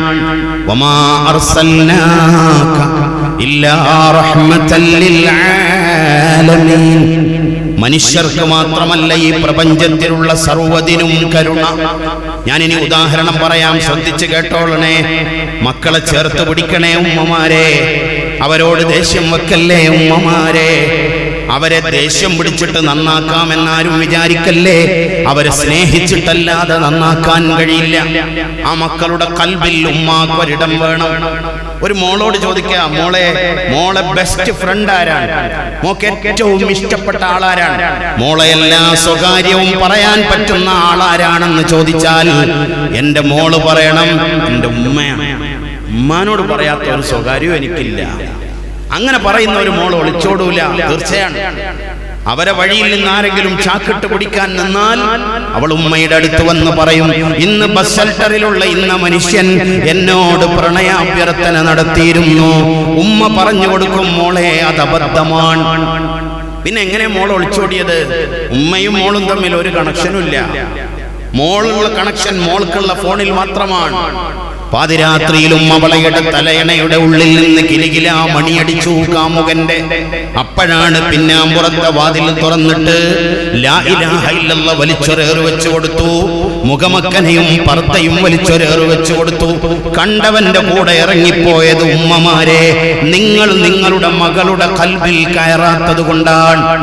അങ്ങനെ കയറിയിരുന്നെങ്കിൽ ഒരു മോള് പോകൂല. ഒരു ബാപ്പാന്റെ കൽബിൽ ഈ മോൾ ഉണ്ടായിരുന്നെങ്കിൽ ആ മോള് പോവില്ല. അവളുടെ മനസ്സവൾ തുറക്കുക തന്നെ ചെയ്യും. ഇവിടെയാണ് നമ്മൾ റബീഉൽ അവ്വലിൽ റഹ്മത്തുൽ ലിൽ ആലമീൻ മുഹമ്മദ് മുസ്തഫ സല്ലല്ലാഹു അലൈഹി വസല്ലമ തങ്ങളെ പഠിക്കുന്നത്. ഞാൻ വായിക്കാം, ഉദാഹരണം വായിക്കാം. ബൈനമാ റസൂലുള്ളാഹി സല്ലല്ലാഹു അലൈഹി വസല്ലമ യുസല്ലി ബിന്നാസ്. അല്ലാഹുവിന്റെ ഹബീബ് ജനങ്ങൾക്ക് ഇമാമായി നിന്ന് നിസ്കരിക്കുകയാണ്. മദീന പള്ളിയിൽ ഇമാമായി നിന്ന് നിസ്കരിക്കുന്നു. അങ്ങനെ നിസ്കരിക്കുമ്പോൾ ഇത് ജാഅഹുൽ ഹുസൈൻ, മഹാനായ സയ്യിദുനാ ഹുസൈൻ റളിയല്ലാഹു അൻഹു വരുന്നു. ആരാ ഹുസൈൻ റളിയല്ലാഹു അൻഹു? ബീവി ഫാത്തിമാന്റെ മോനാണ്. പുണ്യനബി സല്ലല്ലാഹു അലൈഹി വസല്ലമ തങ്ങളുടെ പേരക്കുട്ടിയാണ്. ഫാത്തിമാരാ, ഫാത്തിമ എന്റെ ജീവിതമാണ്, എന്റെ ശരീരത്തിന്റെ ഭാഗമാണ്, എന്റെ കരളാണ്, എന്റെ കരളിന്റെ കഷ്ണമാണ് ഫാത്തിമ. ഫാത്തിമാന്റെ മോളാണ് സയ്യിദുന ഹുസൈൻ റളിയല്ലാഹു അൻഹു. ആ ഹുസൈൻ തങ്ങൾ ഇങ്ങ് വന്നു. എവിടെ വന്നു? മദീന പള്ളിയിലേക്ക് വന്നു. എന്നിട്ട് ഫറകിബ ഉനുഖഹു, ഉപ്പാപ്പാന്റെ പെരടിയിൽ കയറിയിരുന്നു. വഹുവ സാജിദുൻ, മദീന പള്ളിയിലെ ഇമാമാണ് അല്ലാഹുവിന്റെ റസൂൽ. അവിടുന്ന് സുജൂദിൽ പോയപ്പോ ഈ കുഞ്ഞുമോൻ ഉപ്പാപ്പാന്റെ പുറത്ത് കയറിയിരുന്നു. റക്കിബ എന്ന് പറഞ്ഞ വാഹനം കയറിയെന്നാണ്, അഥവാ ഉപ്പാപ്പാനെ വണ്ടിയാക്കി. സുജൂദിൽ കിടക്കുമ്പോ ചിന്തിക്കണേ, സുജൂദിൽ കിടക്കുമ്പോ ഉപ്പാപ്പാന്റെ പുറത്ത് കയറി. എന്നിട്ട് അവനിങ്ങനെ വണ്ടിയാക്കി ആ ചെവിയൊക്കെ പിടിച്ച്. അന്നത്തെ വണ്ടി എന്ന് പറയുന്നത് ഒന്നുകിൽ കുതിരയാണ്, അല്ലെങ്കിൽ ഒട്ടകമാണ്, അതല്ലെങ്കിൽ കോവർ കഴുതയാണ്. ഉപ്പാപ്പ ഇങ്ങനെ കിടക്കുന്നത് കണ്ടപ്പോ മോന് തോന്നി എനിക്ക് ഉപ്പാപ്പാനെ വണ്ടിയാക്കണമെന്ന്. ആ പുറത്തു കയറിയിരുന്നു. അവിടെ നിന്ന് സുജൂദിലാണ്. എന്ത് ചെയ്തു? വലിച്ച് താഴെയിട്ടോ ഈ മോനെ. നമ്മൾ കൂട്ടുകാരനോട് ചാറ്റ് ചെയ്യുമ്പോ അരികിൽ വരുന്ന മകനെ തട്ടിയതുപോലെ തട്ടിയില്ല. അവിടെ നിന്ന് എന്ത് ചെയ്തു? സുജൂദങ്ങ് നീട്ടി, നീണ്ട സുജൂദ്. പിറകിലുള്ള സഹാബിമാർ വിചാരിച്ചു എന്തോ സംഭവിച്ചിട്ടുണ്ട്. ഒന്നുകിൽ ജിബ്രീൽ അലൈഹിസ്സലാം വന്നിട്ടുണ്ട്, അല്ലെങ്കിൽ എന്തോ വയ്യായിക വന്നിട്ടുണ്ട്. അല്ലാതെ ഇങ്ങനെ നീണ്ട സുജൂദ് സംഭവിക്കൂല. അങ്ങനെ സുജൂദൊക്കെ കഴിഞ്ഞ് നിസ്കാരം കഴിഞ്ഞ് സലാം വീട്ടിയപ്പോ കാലു അവരൊന്നടങ്കം ചോദിച്ചു, ഖദ് അതൽത സുജൂദ യാ റസൂലല്ലാഹ്, എന്ത് നീളമാണ് നബിയെ ഇന്നത്തെ സുജൂദിന്? തങ്ങൾ എന്തിനാണ് ഇന്ന് സുജൂദ് ഇങ്ങനെ നീട്ടിയത് എന്ന് ചോദിച്ചപ്പോ കാല അവിടെ നിന്ന് പറഞ്ഞു, സ്വഹാബത്തെ ഇന്ന ബിനി ഖദ് ഇർതഹലനി. ആ മറുപടിയാ കേൾക്കേണ്ടത്. എന്റെ മോന് എന്നെ വണ്ടിയാക്കി, എന്റെ കുട്ടി എന്നെ വണ്ടിയാക്കി. ഫകരിഹ്തു അൻ അഅജിലഹു, അവനെ വലിച്ചിടാൻ എനിക്ക് വിഷമമായി. ഹത്താ യഖ്ദിയ ഹാജതഹു, അവന്റെ ആവശ്യം നിറവേറുന്നത് വരെ. അവൻ എന്തോ ആഗ്രഹിച്ചിട്ടായിരിക്കുമല്ലോ എന്റെ പുറത്ത് കയറിയത്. ആ മോന്റെ മനസ്സ് വേദനിച്ചു പോകുമെന്ന് പേടിച്ചിട്ട് ഞാൻ സുജൂദ് നീട്ടിയതാണെന്ന് മുഹമ്മദ് മുസ്തഫ സല്ലല്ലാഹു അലൈഹി വസല്ലം. അല്ലേ? വേറൊരിക്കൽ ഒരു മോളെ ചുമലിൽ വെച്ചുകൊണ്ട് അവിടുന്ന് നിസ്കരിച്ചു. സ്വഹീഹുൽ ബുഖാരി മറിച്ചു നോക്ക്. സ്വഹീഹുൽ ബുഖാരിയിലെ കിതാബുസ്സലാത്തിൽ കാണാം, ബാബു ഇദാ ഹമല ജാരിയതഹു, ഒരാൾ തന്റെ മകളെ എടുത്ത് നിസ്കരിക്കുന്നത് വിശദീകരിക്കുന്ന അധ്യായം. ഇമാം ബുഖാരി ആ അധ്യായത്തിന് പേര് തന്നെ അങ്ങനെ കൊടുത്തത്. ആരെ നിസ്കരിക്കുമ്പോ, നിസ്കാരം എന്ന് പറഞ്ഞ എന്താ? അള്ളാഹും ഒരടിമയും തമ്മിലുള്ള ഏറ്റവും അടുത്ത സംസാരമാണ്. സംഘാടകർ നിങ്ങളെ സമീപിക്കാൻ വേണ്ടി വരുന്നുണ്ട്. എല്ലാവരും വളരെ ആത്മാർത്ഥമായി ആ മജ്‌ലിസുമായി സഹകരിക്കുക. അപ്പൊ എല്ലാവരും നമ്മുടെ മജ്‌ലിസുമായിട്ട് സഹകരിക്കണം. ഇതിന് ചില്ലറ തരി, എനിക്ക് ചില്ലറ തരി.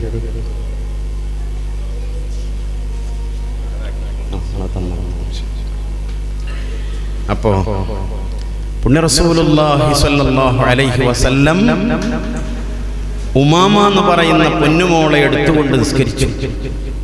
ഉമാമ എന്ന് പറയുന്ന പൊന്നുമോളെ എടുത്തുകൊണ്ട് നിസ്കരിച്ചു. കാന യുസല്ലി, അവിടുന്ന് നിസ്കരിക്കാറുണ്ട്. വഹുവ ഹാമിലുൻ ഉമാമ, ഉമാമ എന്ന് പറയുന്ന ഒരു മോളെ ചുമലിൽ വെച്ചുകൊണ്ട് അവിടുന്ന് നിസ്കരിച്ചു. എന്നിട്ട് നിസ്കാരത്തിൽ സുജൂദിലേക്ക് പോകുമ്പോഴോ വൈദാ സജദ, സുജൂദിലേക്ക് പോകുമ്പോ വദഅഹ, മോളെ താഴെ വെക്കും. ഫഇദാ ഖാമ, സുജൂദിൽ നിന്ന് എഴുന്നേൽക്കുമ്പോ ഹമലഹ, മോളെ എടുത്തിട്ട് പിന്നെയും ചുമലിൽ വെക്കും.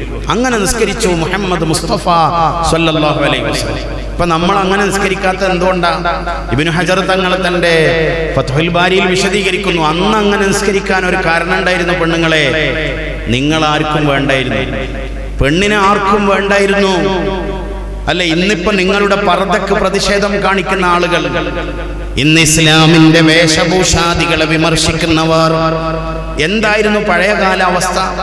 ലോകത്തെവിടെയും ആർക്കും വേണ്ടാത്ത സാധനമായിരുന്നു പെണ്ണ്. ഞാനിത് വെറുതെ പറയുകയല്ല, വളരെ ഉത്തരവാദിത്വത്തോടുകൂടെ പറയണം. സുവർണ നാഗരികത എന്ന് ലോകം പറയുന്ന ഗ്രീക്ക് സംസ്കാരം, ആ ഗ്രീക്ക് സംസ്കാരം പഠിച്ചാൽ അവരുടെ നാട്ടിൽ പെണ്ണുങ്ങളെ ചന്തയിൽ വിൽക്കുമായിരുന്നു. നല്ല കാശുള്ള ആളുകൾ നല്ല സൗന്ദര്യമുള്ള പെണ്ണിനെ പോയിട്ട് വാങ്ങും. പാവങ്ങൾക്ക് കാണാൻ കൊള്ളാത്ത പെണ്ണുങ്ങൾ ഉണ്ടാവും, അങ്ങനെ കാശ് കൊടുത്ത് വാങ്ങുമായിരുന്നു ഗ്രീക്ക് സംസ്കാരത്തിൽ. റോമൻ സംസ്കാരം പരിശോധിച്ചാൽ ഇന്ന് ഇസ്ലാമിനെ വിമർശിക്കുന്ന ആളുകളുടെ ഇന്നലകളെ കുറിച്ച് നമ്മൾ പഠിക്കണം. എന്താ അവിടെ നമ്മൾ കാണുന്നത്? ആ നാട്ടിലുള്ള പെണ്ണുങ്ങളുടെ ഏറ്റവും പ്രധാനപ്പെട്ട ജോലി വേശ്യാവൃത്തിയായിരുന്നു, ശരീരം വിൽക്കുക. എന്നിട്ട് കിട്ടുന്ന കാശിൽ നിന്ന് ഗവൺമെന്റ് നികുതി വാങ്ങുമായിരുന്നു റോമൻ സംസ്കാരത്തിൽ. ഇനി പേർഷ്യൻ സംസ്കാരം പഠിച്ചാൽ അവിടെ നമ്മൾ കാണുന്നത് ഒരു പുരുഷന്റെ ഇംഗിതത്തിന്, ഒരു പുരുഷന്റെ താല്പര്യത്തിന് ഉമ്മയായാലും അമ്മയായാലും പെങ്ങളായാലും തടസ്സം പറയാൻ പാടില്ല. പുരുഷനാണ് വലുത്, അവൻ പറഞ്ഞാൽ ഉമ്മ അനുസരിച്ചു കൊടുക്കണം. മോൻ വന്നിട്ട് ഉമ്മാനെ വിളിക്കുന്ന ആ ഒരു രംഗം ഒന്ന് ആലോചിച്ചു നോക്കൂ. അതാണ് നമ്മൾ പേർഷ്യൻ സംസ്കാരത്തിൽ കാണുന്നത്. നമ്മുടെ ഭാരതത്തിൽ വന്നാലോ ഇവിടെ നമ്മൾ കാണുന്നത് അതിലും വലിയ കുറെ അനാചാരങ്ങളാണ്. മാറുമറക്കാൻ കഴിയാതെ നടന്നു പെണ്ണുങ്ങൾ. അതേപോലെ തന്നെ ആർത്തവ സമയത്ത് വീട്ടിന്റെ പുറത്ത് കൊണ്ടുപോയി പാർപ്പിച്ചു പെണ്ണുങ്ങളെ. ആലോചിച്ചു നോക്കൂ. ഭർത്താവ് മരിച്ചാൽ എന്താ ചെയ്തിരുന്നത്?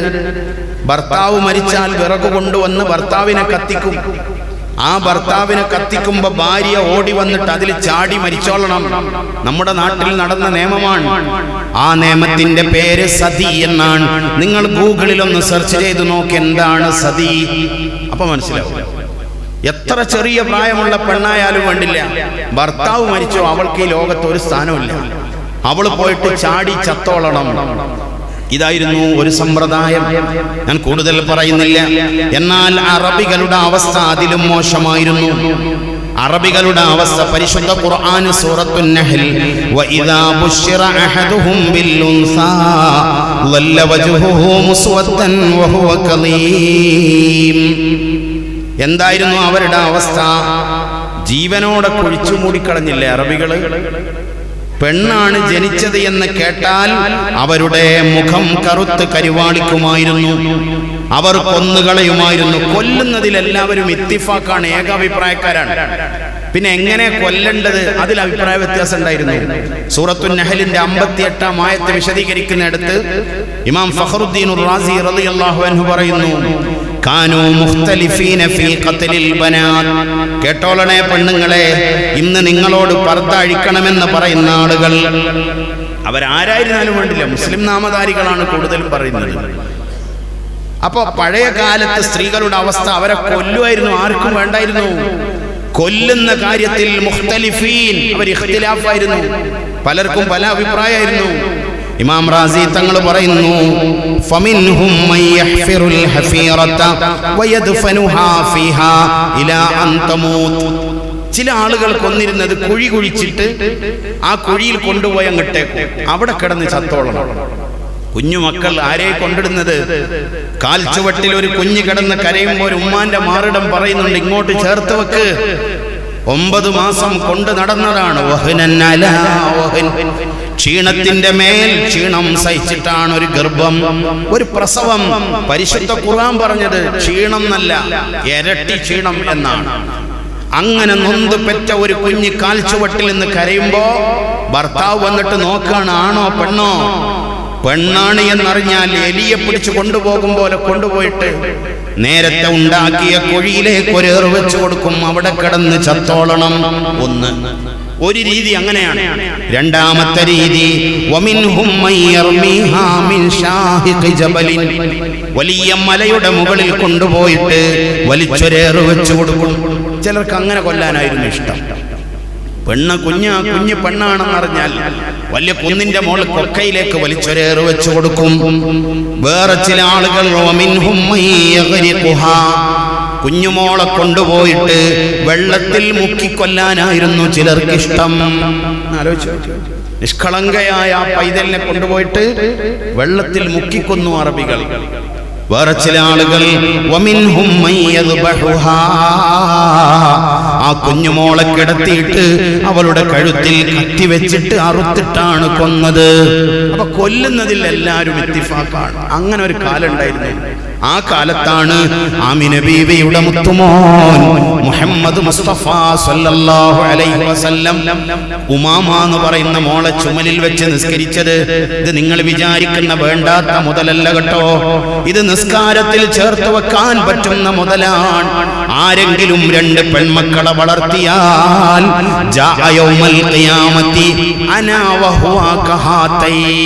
പ്രകമ്പനം കൊണ്ട ഒരു പ്രഖ്യാപനമാണത്. ആ പെൺകുട്ടികളുടെ ബാപ്പയും ഞാനും നാളെ ഇങ്ങനെ ആയിരിക്കുമെന്ന് മുഹമ്മദ് മുസ്തഫ സല്ലല്ലാഹു അലൈഹി വസല്ലം. പലരുടെയും കണ്ണു തുറന്നു, പലരും പൊട്ടിക്കരഞ്ഞുകൊണ്ട് വന്നു. കൂട്ടത്തിൽ ഒരാൾ വന്നു, തഫ്സീറുർ റാസി, അന്ന റജുലൻ, ഒരാൾ വന്നിട്ട് പറയുന്നു, യാ റസൂലല്ലാഹ് മാ അജിദു ഹലാവത്തൽ ഇസ്ലാം, എനിക്ക് ഇസ്ലാമിന്റെ ഒരു മധുരം ആസ്വദിക്കാൻ കഴിയുന്നില്ല. ഞാൻ ഇസ്ലാമിൽ അംഗമാണ്, പക്ഷേ ഇസ്ലാമിന്റെ സ്വീറ്റ്നസ്, ഇസ്ലാമിന്റെ മധുരം എനിക്ക് ആസ്വദിക്കാൻ കഴിയുന്നില്ല. ഇതും പറഞ്ഞിട്ടാണ് അയാൾ വന്നത്. എന്താ അതിന് കാരണം? അയാൾ പറഞ്ഞു, മറ്റൊന്നുമല്ല, എനിക്കൊരു മകളുണ്ടായിരുന്നു. ഖദ് കാനത് ലീ ഫിൽ ജാഹിലിയ്യത്തി ഇബ്നത്തുൻ, ആ വിവരമില്ലാത്ത കാലത്ത് എനിക്കൊരു മോളുണ്ടായിരുന്നു. ആ മോളാണ് ഇന്ന് എന്നെ അലട്ടിക്കൊണ്ടിരിക്കുന്നത്. ആ മോളെ പ്രസവിച്ച ഉടനെ തന്നെ എൻ്റെ നാട്ടുകാർ പറഞ്ഞു, കൊന്നുകളയാൻ പറഞ്ഞു. എൻ്റെ കുഞ്ഞുമോളുടെ ആ നിഷ്കളങ്ക മുഖം കണ്ടപ്പോൾ എനിക്ക് കൊല്ലാൻ കഴിഞ്ഞില്ല. എൻ്റെ ഭാര്യ എന്നോട് പറഞ്ഞു, കൊല്ലരുത് കൊല്ലരുത്, ഈ പൊന്നുമോളെ കൊല്ലരുതെന്ന് പറഞ്ഞു. ഞാനും തീരുമാനിച്ചു കൊല്ലണ്ടെന്ന്. പക്ഷേ നാള് കഴിയും തോറും എൻ്റെ മോള് ചെറുതാവുകയല്ലോ, അവൾ വലുതാവുകയാണല്ലോ. അവൾ എൻ്റെ കയ്യും പിടിച്ച് നടക്കുന്ന പ്രായമായപ്പോൾ ബഹിഷ്കരണമായി. എന്നെ അവരുടെ ഊരുകൂട്ടങ്ങളിൽ നിന്ന് പുറത്താക്കി, അവരുടെ സദസ്സുകളിൽ എന്നെ കയറ്റാതാക്കി. പെൺകുട്ടികളെ തന്ത, ഇവന് എവിടെയും പ്രവേശനം കൊടുക്കരുത്. എന്നോട് ആരും മിണ്ടാതായി. എൻ്റെ കൂടെയുള്ളവരൊക്കെ എന്നെ ഒറ്റപ്പെടുത്തി. അപ്പം എനിക്ക് തോന്നി, ഇനി ഈ മോളെ വെച്ചേക്കാൻ പറ്റൂലെന്ന് തോന്നി. എൻ്റെ ഭാര്യയോട് ഒരു ദിവസം ഞാൻ പറഞ്ഞു, അവൾ ജീവന തുല്യം സ്നേഹിക്കുന്ന മോളാണ്, അവളെ ബലമായി പിടിച്ചു കൊണ്ടുപോയാൽ അവൾ തെറ്റിദ്ധരിക്കുമെന്ന് തോന്നി. ഞാൻ എൻ്റെ ഭാര്യയോട് കൽപ്പിച്ചു, എൻ്റെ പൊന്നുമോളെ ഒന്ന് അലങ്കരിച്ചു തരാൻ പറഞ്ഞു. ഒന്ന് കുളിപ്പിച്ച് പൗഡറിട്ട് മുടിയൊക്കെ ചീകി മിനുക്കി ഒരു സുന്ദരി കുട്ടിയാക്കിയിട്ട് തരാൻ പറഞ്ഞു. എൻ്റെ ഭാര്യ തെറ്റിദ്ധരിച്ചില്ല. 3-4 കൊല്ലം പോറ്റി വളർത്തിയ ഈ ബാപ്പ അവളുടെ പൊന്നുമോളെ ഒരിക്കലും കൊല്ലുമെന്ന് എൻ്റെ ഭാര്യ ചിന്തിച്ചില്ല. അവൾ എൻ്റെ കുഞ്ഞുമോളെ അലങ്കരിച്ച് തന്നു നബിയേ. ഫന്തഹൈതു ബിഹാ ഇലാ വാദിൻ ബഈദിൽ കഅരി, വളരെ ആഴമേറിയ ഒരു കൊക്കയുടെ അടുത്തേക്ക് ഞാൻ ചെന്നു. എന്നിട്ട് ആ കുഴിയിലേക്ക് ഞാൻ എൻ്റെ മോളെ അങ്ങ് തള്ളിയിടുമ്പോ ആ കുഞ്ഞി കൈ കൊണ്ട് എൻ്റെ 2 കൈയിലും അള്ളിപ്പിടിച്ചിട്ട് ഫഖാലത്ത്, അവൾ ഉറക്കെ വിളിച്ചു, യാ അബതി യാ അബതി യാ അബതി അഖതൽതനീ. നബിയേ, എടാ ക്രൂരാന്ന് എൻ്റെ മോൾ എന്നെ വിളിച്ചില്ല, എടാ ദുഷ്ടാന്ന് എൻ്റെ മോൾ എന്നെ വിളിച്ചില്ല. ആ കുഴിയിലേക്ക് വീഴുമ്പോഴും എൻ്റെ മോള് വിളിച്ചു, യാ അബത്തി, എൻ്റെ ഉപ്പ, ഉപ്പച്ചി, അഖതൽതനീ, നിങ്ങൾ എന്നെ കൊല്ലുകയാണോ? ഇത്ര നാളും എന്നെ കൊല്ലാതെ ഇന്നെന്നെ കൊല്ലുകയാണോ എന്റെ മോൾ എന്നോട് ചോദിച്ചു. ഇന്ന് ഞാൻ മുസ്ലിമാണ്. ഇന്ന് അങ്ങ് പെൺകുട്ടികളുടെ മഹത്വത്തെ കുറിച്ച് വഅദ് പറയുമ്പോ ഫലമ്മാ ദകർതു ഖൗലഹാ, എന്റെ മോളെ ആ വാക്കെന്നെ അലട്ടിക്കൊണ്ടിരിക്കുന്നു നബിയേ. ഓരോരിക്കലും എൻ്റെ ഉള്ളിൽ വന്നിട്ട് മോള് വിളിക്കുകയാണ്, യാ അബത്തി, ഉപ്പ കൊല്ലുകയാണോ, എന്റെ ഉപ്പ കൊല്ലുകയാണോ എന്നെന്റെ മോൾ എൻ്റെ ഉള്ളിൽ വന്ന് ചോദിച്ചു കൊണ്ടിരിക്കുന്നു നബിയെ. ഞാൻ എന്ത് ചെയ്യണം? ആ മനുഷ്യൻ പൊട്ടിക്കരഞ്ഞു. അവിടുന്ന് ആശ്വസിപ്പിച്ചുകൊണ്ട് പറഞ്ഞു, മോനെ, മാ കാന ഫിൽ ജാഹിലിയ്യത്തി ഫഖദ് ഹദമഹുൽ ഇസ്ലാം.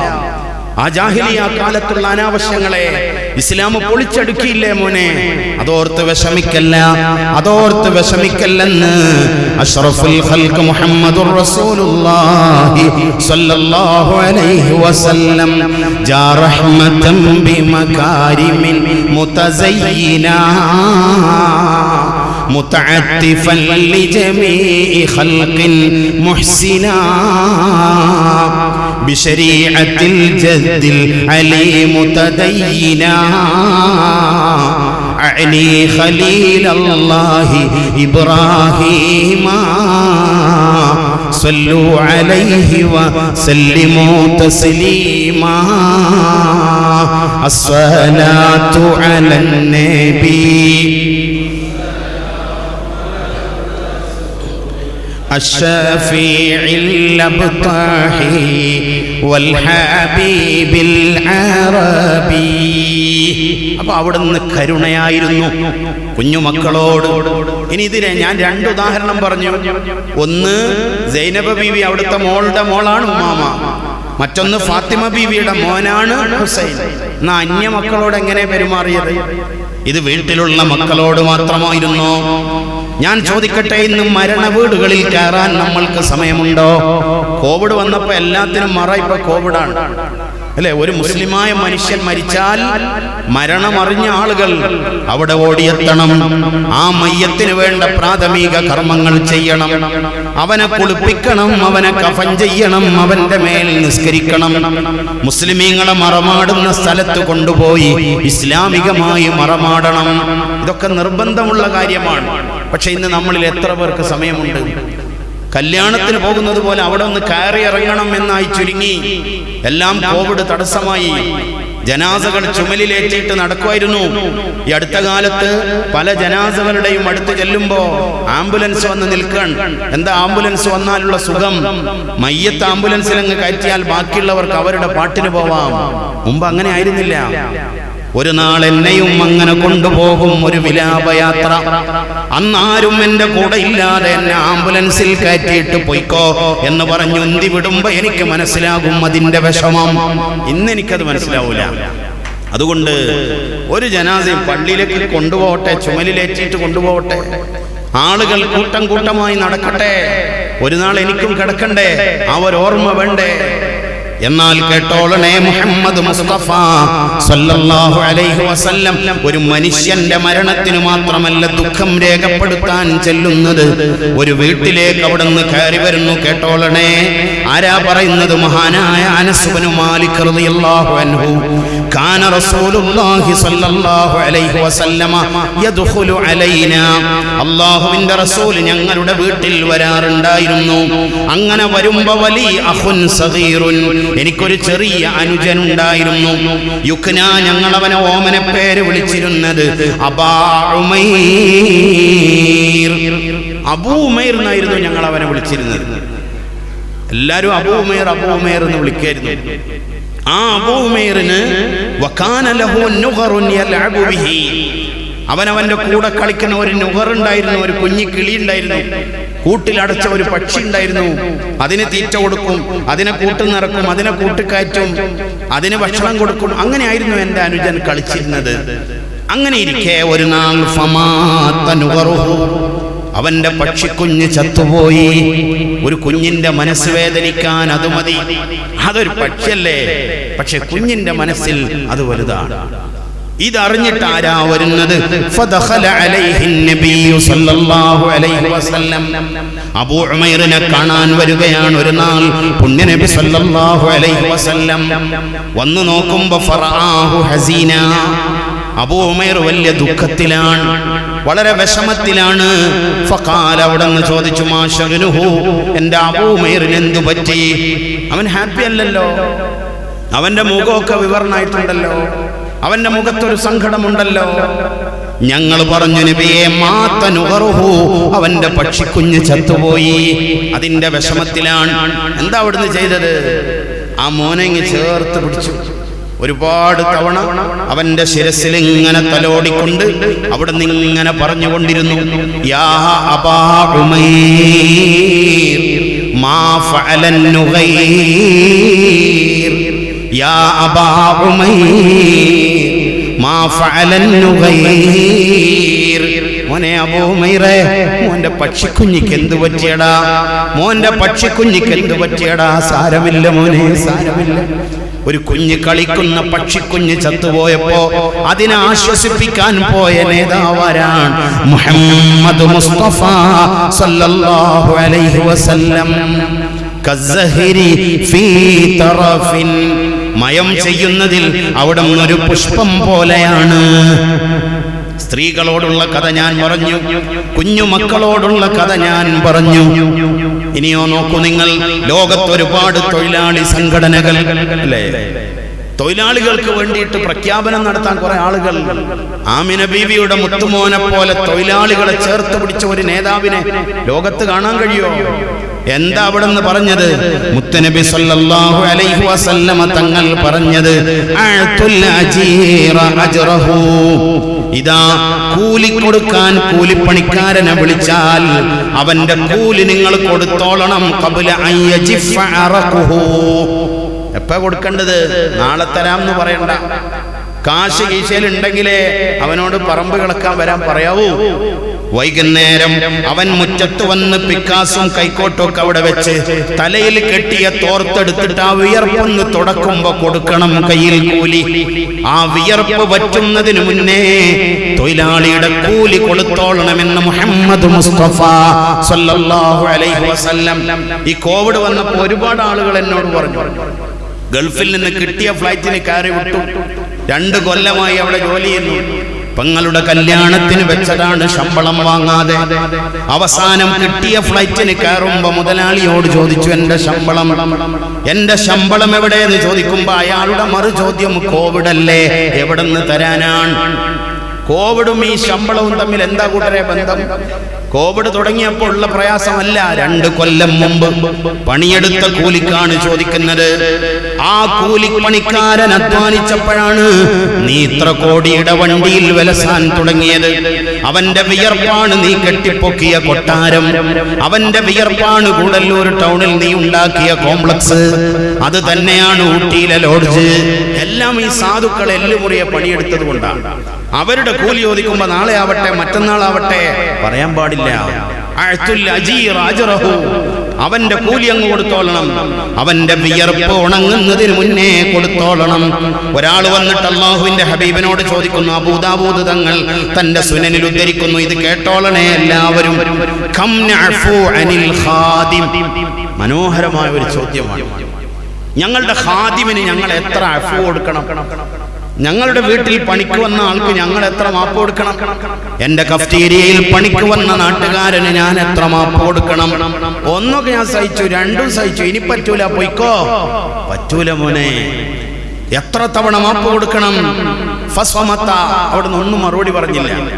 സുമ്മഅദ അലൈഹിൽ കലാം. ഈ വന്ന മനുഷ്യൻ വീണ്ടും ചോദിച്ചു, ഞങ്ങളിൽ ഒരാൾ ഞങ്ങളുടെ വേലക്കാരന് എത്ര മാപ്പ് കൊടുക്കണം? അപ്പോഴും അവിടെ നിന്ന് മിണ്ടിയില്ല. മൂന്നാമതും ചോദിച്ചു. ഫലമ്മാ കാന ഫി സാലിസ. മൂന്നാമത് ചോദിച്ചപ്പോ കാല അവിടെ നിന്ന് പറഞ്ഞു, യഅഫു അൻഹു ഫീ കുല്ലി യൗമിൻ 70 മറ. ഒരു ദിവസം 70 തവണ തന്റെ വേലക്കാരന് മാപ്പ് കൊടുക്കണമെന്ന് തൊഴിലാളി വർഗത്തിന്റെ സമുന്നതനായ നേതാവ് അഷ്റഫുൽ ഖൽഖ് ത്വഹ റസൂലുള്ളാഹി സ്വല്ലല്ലാഹു അലൈഹി വസല്ലം. ഇതൊരു വർത്തമാനമല്ലേ കൂട്ടരെ? 70 തവണ തന്റെ കൂട്ടുകാരന് തന്റെ വേലക്കാരന് മാപ്പ് കൊടുക്കണമെന്നാണ് ആരംഭ റസൂലുള്ളാഹി സ്വല്ലല്ലാഹു അലൈഹി വസല്ലമ തങ്ങൾ പഠിപ്പിച്ചിട്ടുള്ളത്. എന്നാൽ അവിടുന്ന് ഇങ്ങനെ വലിയ ഓർഡർ ഇടുക മാത്രമായിരുന്നോ ചെയ്തിരുന്നത്? അവിടുന്ന് ഇങ്ങനെ കൽപ്പിക്കുന്ന ആള് മാത്രമായിരുന്നു? അല്ലല്ലോ. അവിടുത്തെ ജീവിതം നമ്മൾ പരിശോധിച്ചു നോക്കിയാൽ നമ്മൾക്ക് അവിടെ കാണാൻ കഴിയുന്നത് ആരംഭ റസൂലുള്ളാഹി സ്വല്ലല്ലാഹു അലൈഹി വസല്ലമ തങ്ങൾ സ്വഹാബത്തിനോട് കൽപ്പിക്കുക മാത്രമല്ലല്ലോ ചെയ്തത്, അവിടുന്ന് ഇറങ്ങി പണിയെടുത്തില്ലേ? ഖന്തഖിൽ കിടങ്ങ് കീറിക്കൊണ്ടിരിക്കുന്ന സന്ദർഭം പുണ്യ റസൂലുള്ളാഹി സ്വല്ലല്ലാഹു അലൈഹി വസല്ലമ തങ്ങളുടെ അരികിൽ മഹാന്മാരായ സഹാബത്ത് വന്നിട്ട് പറയുന്നു, നബിയേ, വലിയ പാറക്കല്ല് പ്രകടമായിരിക്കുന്നു നബിയേ, ഞങ്ങൾക്ക് അത് പൊട്ടിക്കാൻ കഴിയുന്നില്ല, ഞങ്ങൾക്കത് പൊട്ടിക്കാൻ കഴിയുന്നില്ലെന്ന് പറഞ്ഞപ്പോ അല്ലാഹുവിന്റെ ഹബീബ് പറഞ്ഞു, വഅനനാസിലുൻ. ഞാനില്ലെവിടെ, ഞാൻ ഇറങ്ങിക്കോളാം. അതാ നേതാവ്. നല്ല AC റൂമിൽ ഇരുന്നിട്ട് കറങ്ങുന്ന കസേരയിൽ പത്രക്കാർക്ക് കുറിപ്പെഴുതി കൊടുക്കുന്ന നേതാക്കളാണ് ഇന്നത്തെ നേതാക്കൾ. അവിടുന്ന് പറഞ്ഞു, വാനനാസിലുൻ, ഞാൻ ഇറങ്ങിക്കോളാം. ഫഅഖദൽ മിഅ്വല. അവിടുന്ന് പിക്കാസിങ് വാങ്ങി. പിക്കാസിങ് വാങ്ങിയിട്ട് ഇരുന്നിടത്ത് നിന്ന് എണീറ്റപ്പോ സഹാബത്ത് കണ്ണുപൊത്തിക്കളഞ്ഞു. എന്തിനേ കണ്ണുപൊത്തിയത്? അവിടുത്തെ വയറിൽ ഒരു വലിയ കല്ല് ചേർത്ത് വെച്ചിരിക്കുന്നു. വിശപ്പ് സഹിക്കാൻ കഴിയാഞ്ഞിട്ട് സ്വഹാബത്ത് പറയാണ്, ഖദ് ലബിസ്നാ സലാസത അയ്യാം. അന്നേക്ക് 3 ദിവസമായി കേട്ടോ. ലാ നദൂഖു ദവാഖാ. ഒരു പൊടി ഭക്ഷണം ഞങ്ങളുടെ വായിലേക്ക് പോയിട്ട് 3 ദിവസമായി. കഞ്ചാവും കൊണ്ട് ഗൂഡല്ലൂരിൽ പിടിക്കപ്പെട്ട അബൂബക്കറിന്റെ മുഹമ്മദിന്റെ ഒക്കെ വാർത്ത വായിക്കുമ്പോൾ നമ്മൾ ഓർക്കണം, എങ്ങനെ ഉണ്ടാക്കിയ ഇസ്സത്താണ് ഇസ്ലാമിന്റെ ഇസ്സത്ത്. വയറിൽ കല്ല് വെച്ച് കെട്ടി മുഹമ്മദ് മുസ്തഫ സല്ലല്ലാഹു അലൈഹി വസല്ലം. എന്തിന്? തമാശക്കല്ല. 3 ദിവസമായി ഒരു കഷ്ണം റൊട്ടി വായിൽ പോയിട്ട്. അങ്ങനെയാണ് അവിടെ നിന്ന് കല്ല് വെച്ച് കെട്ടിയത്. ആ കല്ലങ്ങ് കണ്ടപ്പോ സ്വഹാബത്തിന്റെ കൽബ് വേദനിച്ചു പോയി. അവിടെ നിന്ന് പിക്കാസിങ് വാങ്ങിയിട്ട് ഒരൊറ്റ വെട്ടങ്ങ് കൊടുത്തപ്പോ ആ പൊടിക്കല്ല് ആ വലിയ കല്ല് പൊട്ടിത്തെറിച്ചു പോയെന്ന് മഹാന്മാരായ സ്വഹാബത്ത് വിശദീകരിക്കുന്നത് ഹദീസിൽ കാണാം. അപ്പൊ അങ്ങനെയാണ് അവിടെ നിന്ന് നേതാവായത്, ഓർഡർ ഇട്ടിട്ടല്ല. അവിടെ നിന്ന് വിനയം ചെയ്യുന്നതിൽ പുഷ്പം പോലെയാണ്. ഒറ്റ വാക്കാ നമ്മൾ ഇതുവരെ പറഞ്ഞത്, ഞാൻ തൽക്കാലം അതവിടെ നിർത്തുന്നു. രണ്ടാമത് പറയുന്നു, വൽബദരി ഫീ ശറഫിൻ, മഹത്വത്തിന്റെ കാര്യത്തിൽ അവിടെ നിന്ന് ബദർ പോലെയാണ്, 14-ാം രാവിലെ ചന്ദ്രനെ പോലെയാണ്. എന്തൊരു ഉന്നതിയാണ് അല്ലാഹു കൊടുത്തത്, എന്തൊരു ബഹുമാനമാണ് പടച്ച തമ്പുരാൻ കൊടുത്തത്. സാധാരണ പ്രഭാഷകന്മാരൊക്കെ പറയും, പരിശുദ്ധ ഖുർആനിൽ ഒരു സ്ഥലത്ത് പോലും ആമിന ബീവിയുടെ മുത്തുമോനെ യാ മുഹമ്മദു സല്ലല്ലാഹു അലൈഹി വസല്ലം അങ്ങനെ ഒരു പരാമർശം കാണാൻ സാധ്യമല്ല.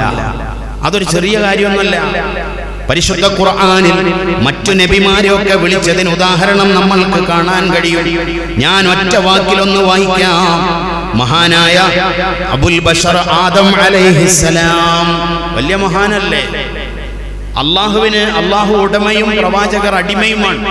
അള്ളാഹുവിന് എന്തും വിളിക്കാം പ്രവാചകരെ. പക്ഷേ എന്തേ വിളിച്ചില്ല?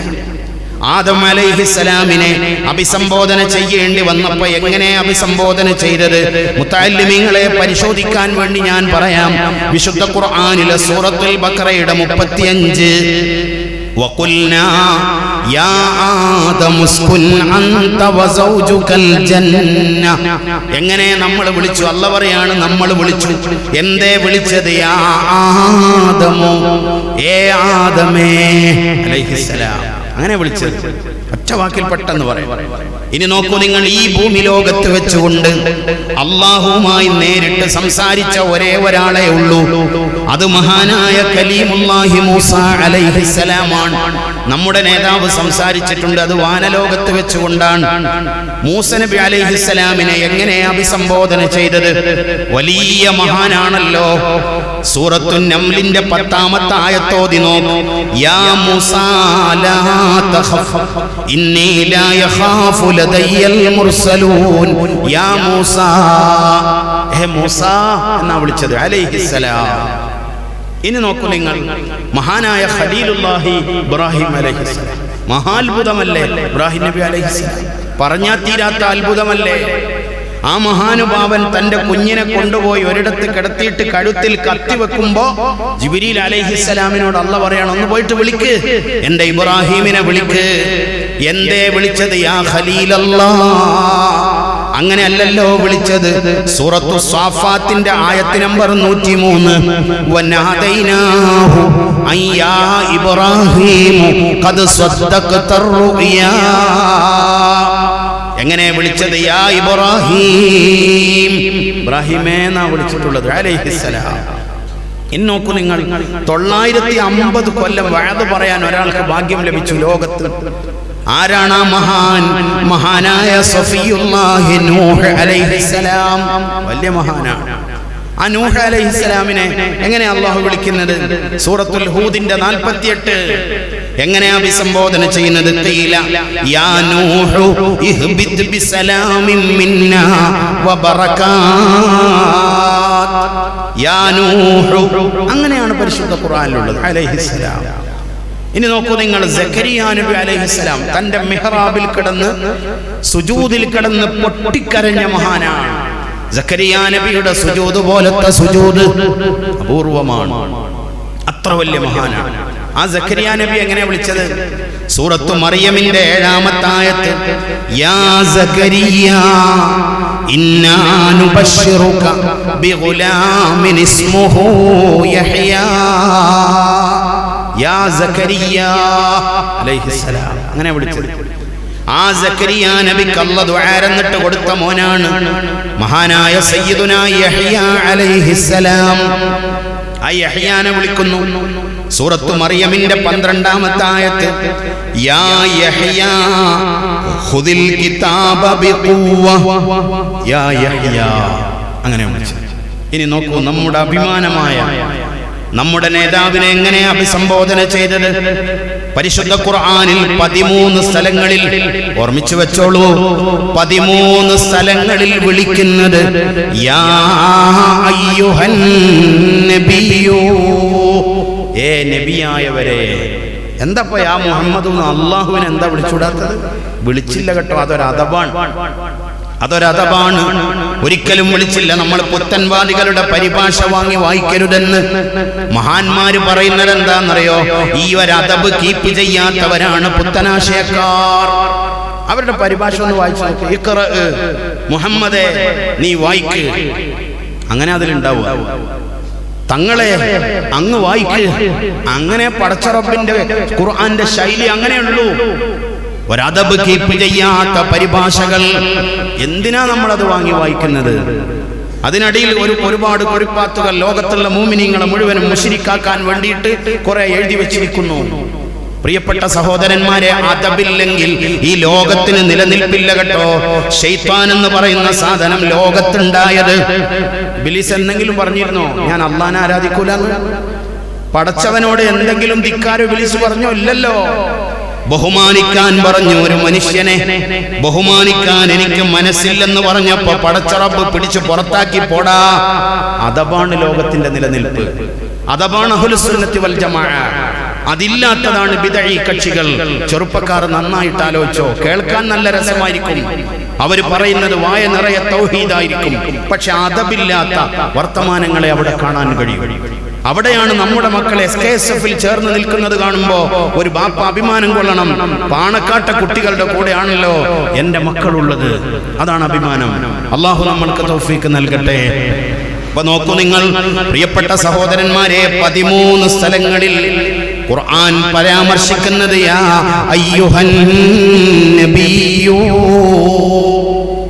ഒരു സൂറത്തിൽ തന്നെ 5 സ്ഥലങ്ങളിൽ കാണാം. വിശുദ്ധ ഖുർആനിലെ സൂറത്തുൽ അഹ്സാബ് നാളെ സുബഹി നിസ്കരിച്ചിട്ടൊന്ന് ഓതിനോ. 5 സ്ഥലത്ത് ആയത്ത് നമ്പർ 1, 28, 45, 50, 59 അവിടെ ഒക്കെ കാണാം യാ അയ്യുഹൻ നബിയു. വേറെ 2 സ്ഥലത്ത് ഖുർആനിൽ എങ്ങനെ കാണുന്നത്? യാ അയ്യുഹർ റസൂൽ, അങ്ങനെ കാണാം 2 സ്ഥലത്ത്. എന്നാ വേറൊരു സ്ഥലത്ത് നമ്മൾ കാണുന്നത് യാ അയ്യുഹൽ മുസമ്മിലു ഖുമിൽ ലൈല ഇല്ലാ ഖലീലാ. യാ അയ്യുഹൽ മുസമ്മിലു, ഏ വസ്ത്രം കൊണ്ട് മൂടിയവരെ.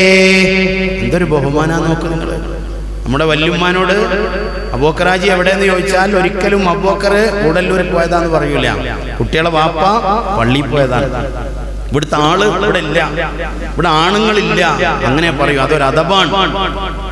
അല്ലാഹു അവന്റെ ഖുർആനിൽ പ്രയോഗിക്കുന്നു ഒരു സ്ഥലത്ത് യാ അയ്യുഹൽ മുസമ്മിലു, വേറൊരിടത്ത് പ്രയോഗിക്കുന്നു യാ അയ്യുഹൽ മുദ്ദസ്സിറു, ഏ പുതപ്പിട്ട് മൂടിയവരെ. ഒരിടത്തും പേര് പ്രയോഗിച്ചില്ല. ഞാൻ ആ ഭാഗം കൂടുതൽ പറയുന്നില്ല. അല്ലാഹു അവന്റെ ഹബീബിന് കൊടുത്ത ബഹുമാനം വൽ ബദരി ഫീ ശറഫിൻ, ഉയർച്ചയുടെ കാര്യത്തിൽ, മഹത്വത്തിന്റെ കാര്യത്തിൽ അവിടുന്ന് 14-ാം രാവിലെ ചന്ദ്രനെക്കാളും മേലെയാണ്. അതുകൊണ്ട് തന്നെയാണ് നമ്മൾ പാടിയത് അന്ത ശംസുൻ അന്ത ബദ്റുൻ അന്ത നൂറുൻ ഫൗക നൂരി അന്ത ഇക്സീറും വഗാലി അന്ത മിസ്ബാഹു സുദൂരി യാ നബി സലാം അലൈക്കും യാ റസൂൽ സലാം അലൈക്കും.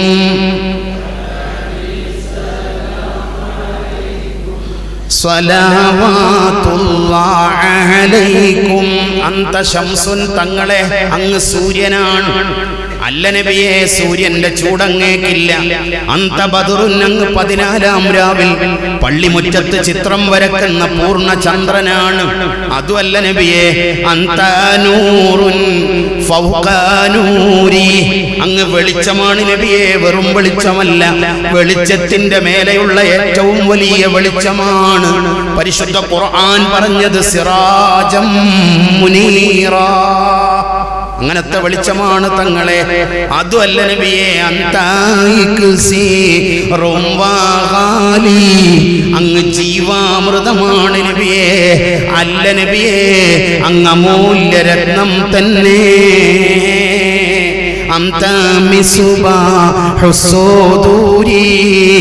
അതുമല്ല നബിയെ, അങ്ങ് ഹൃദയങ്ങളുടെ വിളക്കാണ് തങ്ങളെ. ആർക്കാണ് പറഞ്ഞ് അവസാനിപ്പിക്കാൻ കഴിയുക? അപ്പോ ഉന്നതിയുടെ കാര്യത്തിൽ അവിടെ നിന്ന് ചന്ദ്രനെ പോലെയാണ്. ഇമാം ബുസൂരി തങ്ങളുടെ ഒരു വർണ്ണന എത്ര മനോഹരമാണ്. പിന്നെ പറയുന്നു, വൽബഹരി ഫീ കറമിൻ, ഉദാരതയുടെ കാര്യത്തിൽ അവിടെ നിന്ന് കടല് പോലെയാണ്. എന്താ കടലിന്റെ പ്രത്യേകത? കടൽ ഒരാളെയും നിരാശപ്പെടുത്തൂല. കുഞ്ഞുമോൻ കടൽക്കരയിൽ ചെന്നപ്പോ അവന്റെ കാലിലേക്ക് പാദസരം പോലെ തിരമാല കയറി വന്നു. കുഞ്ഞാർത്ത് ചിരിച്ചു. കുഞ്ഞാഹ്ലാദിക്കുമ്പോ അപ്പുറത്ത് കാറ്റുകൊള്ളാനിരുന്ന ഭാര്യക്കും ഭർത്താവിനും കടല് നല്ല ഇളം കാറ്റ് കൊടുത്തു. അവരതിലിരുന്നു കൊണ്ടിട്ട് തന്റെ സ്നേഹഭാജനത്തോട് കഥ പറഞ്ഞു. അപ്പുറത്തൊരാൾ ഒരു ചൂണ്ടയുമായിട്ടാ വന്നത്. അയാൾക്ക് ചൂണ്ടയിൽ കൊള്ളുന്നത് കൊടുത്തു കടല്. വേറൊരാൾ അപ്പുറത്ത് തോണി ഇറക്കുകയാണ്. തോണിയിൽ കൊള്ളുന്നത് കൊടുത്തു കടല്. വേറൊരാൾ എഞ്ചിൻ ബോട്ടുമായിട്ട് പോയി അതിൽ കൊള്ളുന്നത് കൊടുത്തു കടല്. വേറൊരാൾ കപ്പലിറക്കി അതിൽ കൊള്ളുന്നത് കൊടുത്തു കടല്. വേറൊരുത്തൻ മുങ്ങിത്തപ്പിയപ്പോ മുത്തും മരതകവും എല്ലാം കൊടുത്തു കടല്. ഇതുപോലെ ആമിന ബീവിയുടെ മുത്തുമോനെ തേടി ആരു പോയോ അവർക്ക് വേണ്ടത് കിട്ടുമെന്ന് ഇമാം ബുസൂരി റളിയല്ലാഹു അൻഹു. സ്വർഗമാണോ വേണ്ടത്? ചിലർ ചോദിച്ചു, അസ്അലുക മുറാഫഖതക ഫിൽ ജന്ന, എനിക്ക് സ്വർഗത്തിൽ അങ്ങാടിയുടെ ചങ്ങാതിയാവണം. ആയിക്കോട്ടെ മോനെ, നീ എന്നെ ഒന്ന് സഹായിക്ക്. ഫഇന്നി അലാ ദാലിക ബികസറത്തി സുജൂദ്, ആക്ക് സ്വർഗം വാങ്ങിക്കൊടുത്തു. വേറൊരാൾക്ക് വേണ്ടത് രോഗം മാറലാണ്.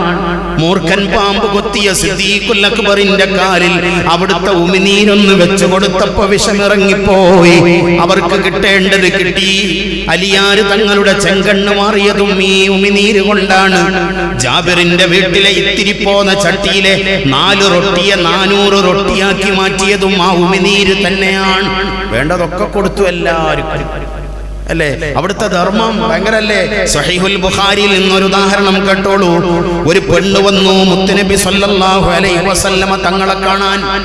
എങ്ങനെ അവൾ വന്നത്? ബിബുറുദത്തിന്, ഒരു പുതപ്പുമായിട്ടാ വന്നത്. ഒരു തുണിയും കൊണ്ട്, മൻസൂജത്തിൻ, കൈകൊണ്ട് നെയ്തുണ്ടാക്കിയ ഒരു തുണിയുമായിട്ട് ഒരു പെണ്ണ് വന്നു. ആ പെണ്ണ് വന്നിട്ട് അല്ലാഹുവിന്റെ ഹബീബിനോട് പറഞ്ഞു, നബിയേ നസജ്തുഹാ ബിയദിയ, എന്റെ കൈ കൊണ്ടുണ്ടാക്കിയതാ നബിയേ, ഞാൻ തുന്നി ഉണ്ടാക്കിയതാണിത്. എന്തിന്? ലിയക്സുകഹാ, തങ്ങളൊന്ന് ഉടുപ്പിക്കാൻ. തങ്ങളിതൊന്നൊടുക്കണം, ഇതെന്റെ അഭിലാഷമാണ്, എന്റെ ആഗ്രഹമാണ്, തങ്ങളിതൊന്നൊടുക്കണം. അല്ലാഹുവിന്റെ റസൂൽ സല്ലല്ലാഹു അലൈഹി വസല്ലമ തങ്ങൾ വളരെ ഇഷ്ടത്തോടുകൂടെ അത് വാങ്ങി. ഒരിക്കലും അവിടെ ആരെയും നിരാശപ്പെടുത്തിയില്ല. ആ ഉടുപ്പ് ഡ്രസ് വാങ്ങിയിട്ട് ഫഖറജ ഇലൈനാ, അന്ന് മദീന പള്ളിയിലേക്ക് അവിടെ നിന്ന് വന്നപ്പോ ഇന്നഹാ ഇസാറുഹു, ആ മുണ്ട ഉടുത്തത്. ആ പെണ്ണ് വളരെ സന്തോഷിച്ചു. അന്ന് തന്നെ അത് ഉടുത്തിട്ടിങ്ങ് വന്നു. കണ്ടവരൊക്കെ പറഞ്ഞു, മാ അഹ്സനഹാ വമാ അജ്മലഹാ, എന്തൊരു രസം, എന്തൊരഴക്, ഭയങ്കര ഭംഗിയുണ്ട് നബിയേ എന്നിങ്ങനെ പറയുന്ന കൂട്ടത്തിൽ ഫഖാല ഫുലാനുൻ, ഒരു ഫുലാൻ പറഞ്ഞു, ഇക്സിനിഹാ വമാ അഹ്സനഹാ, എന്തൊരഴകാ നബിയേ, അതെനിക്ക് വേണം എന്ന്, എന്നെ ഉടുപ്പിക്കണം ആ തുണി എന്ന് പറഞ്ഞു. ഫഖാൽ, നാളെ തരാമെന്നല്ല, ഞാനൊന്ന് നിസ്കരിച്ചിട്ട് പോട്ടെ എന്നിട്ട് തരാമെന്നല്ല. ഫഖാൽ, അവിടെന്ന് പറഞ്ഞു, നഅം, ഇത് നിനക്ക് തന്നിരിക്കുന്നു മോനെ. വന്നതുപോലെ അവിടെന്ന് മടങ്ങിപ്പോയിട്ട് ആ തുണി പൊതിഞ്ഞിട്ട് ഒരു സഹാബിയുടെ കൈവശം കൊടുത്തയച്ചു. ഇത് ഇന്ന മനുഷ്യന്റെ മുതലാണ്, അയാൾക്ക് കൊടുത്തേക്കണം. മദീന പള്ളിയിൽ ആ സഹാബിയുടെ കയ്യിൽ ആ തുണിയങ്ങ് കിട്ടിയപ്പോ ഫഖാലൽ ഖൗമു, സഹാബത്ത് പറഞ്ഞു, മാ അഹ്സൻത, നിന്റെ പരിപാടി ശരിയായില്ലടാ, അത് വളരെ മോശമായി പോയി. റസൂലുള്ളാഹി സ്വല്ലല്ലാഹു അലൈഹി വസല്ലം മുഹ്താജൻ ഇലൈഹ, നല്ല ആവേശത്തോടെ താല്പര്യത്തോടെ ഉടുത്തതാണ്. ഇന്നത് അവിടുന്ന് ഉടുക്കട്ടെ എന്ന് വിചാരിച്ചൂടായിരുന്നോ? നാളെ ചോദിച്ചൂടായിരുന്നോ നിനക്ക്? അല്ലെങ്കിൽ കുറച്ചു നാൾ കഴിഞ്ഞിട്ട് ചോദിച്ചൂടായിരുന്നോ? വഅലിംത അന്നഹു ലാ യറുദ്ദു സായിലാ, ചോദിച്ച ആളെ ഒരിക്കലും അവിടുന്ന് മടക്കൂല എന്ന് നിനക്കറിയാം. അതങ്ങ് മുതലാക്കി കളഞ്ഞ പരിപാടിയില്ലേ, അത് ശരിയില്ല, ആ പരിപാടി മോശമായി പോയി. ഫഖാൽ, അയാൾ പറഞ്ഞു, ഇന്നി വല്ലാഹി, നിങ്ങൾക്കൊന്ന് കേൾക്കണോ, അല്ലാഹുവാണേ സത്യം, മാ സഅൽതുഹു ലിഅൽബിസഹാ, ഞാൻ അല്ലാഹുവിന്റെ റസൂലിനോട് ആ തുണി ചോദിച്ചത് എനിക്ക് ഉടുക്കാനല്ല കേട്ടോ. ഞാൻ അങ്ങനെ ചോദിച്ചല്ല, എനിക്ക് കൊടുക്കാൻ വേണ്ടിയല്ല ഞാൻ ചോദിച്ചത്. ഇന്നമാ സഅൽതുഹു, പിന്നെ ഞാൻ അവിടത്തോട് ആ തുണി എനിക്ക് തരുമോ എന്ന് ചോദിച്ചത് ലിതകൂന കഫനി, അതെന്റെ കഫൻ തുണിയാക്കാനാ. നിങ്ങളെല്ലാരും കണ്ട അവിടുത്തെ ശരീരം ടച്ച് ചെയ്ത ആ തുണിയിൽ എനിക്ക് ഖബറിൽ കിടക്കണമെന്നങ്ങ് തോന്നിപ്പോയി. ആ വികാരത്തിന്റെ പേരാണ് ഹുബ്ബ്, അതാണ് ഇഷ്ഖ്, അതാണ് സ്വഹാബത്തിൽ നമ്മൾ കണ്ടത്. ഫദാലിക കഫൻ, ആ മനുഷ്യനെ അതിലാണ് കഫൻ ചെയ്തിരുന്നത്. സ്വഹീഹുൽ ബുഖാരി. അപ്പോ അവിടുന്ന് വാരിക്കോരി കൊടുത്ത ആളാണ്. അവസാനം ഇമാം ബൂസൂരി പറയുന്നു, നമ്മൾക്ക് ക്രോഡീകരിക്കണം,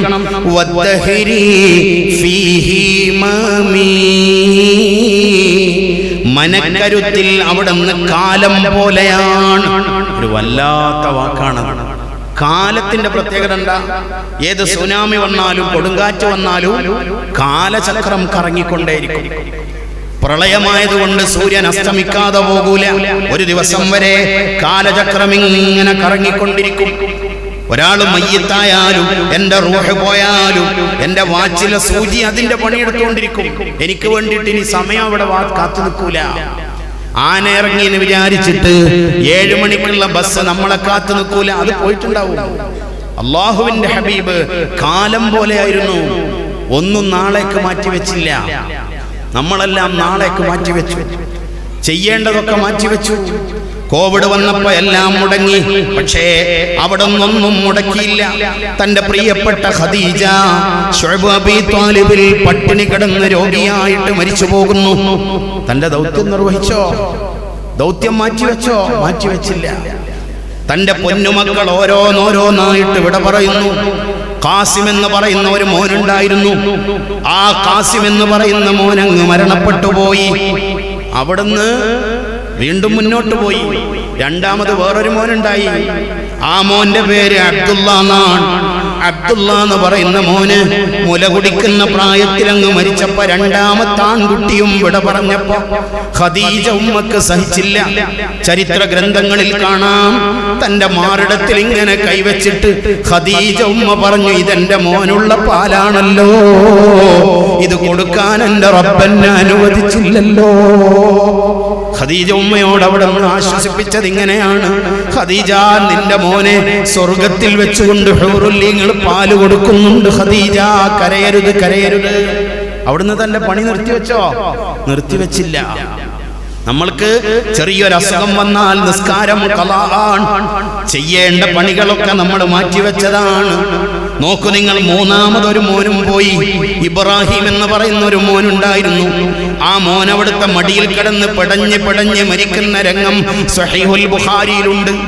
അവിടുത്തെ കണ്ണിൽ നിന്നിങ്ങനെ വെള്ളമൊഴുകുന്നത് കണ്ടിട്ട് അബ്ദുറഹ്മാൻ ഇബ്നു ഔഫ് തങ്ങൾ പറഞ്ഞു, അൻത യാ റസൂലല്ലാഹ്, തങ്ങളും കരയുകയാണോ?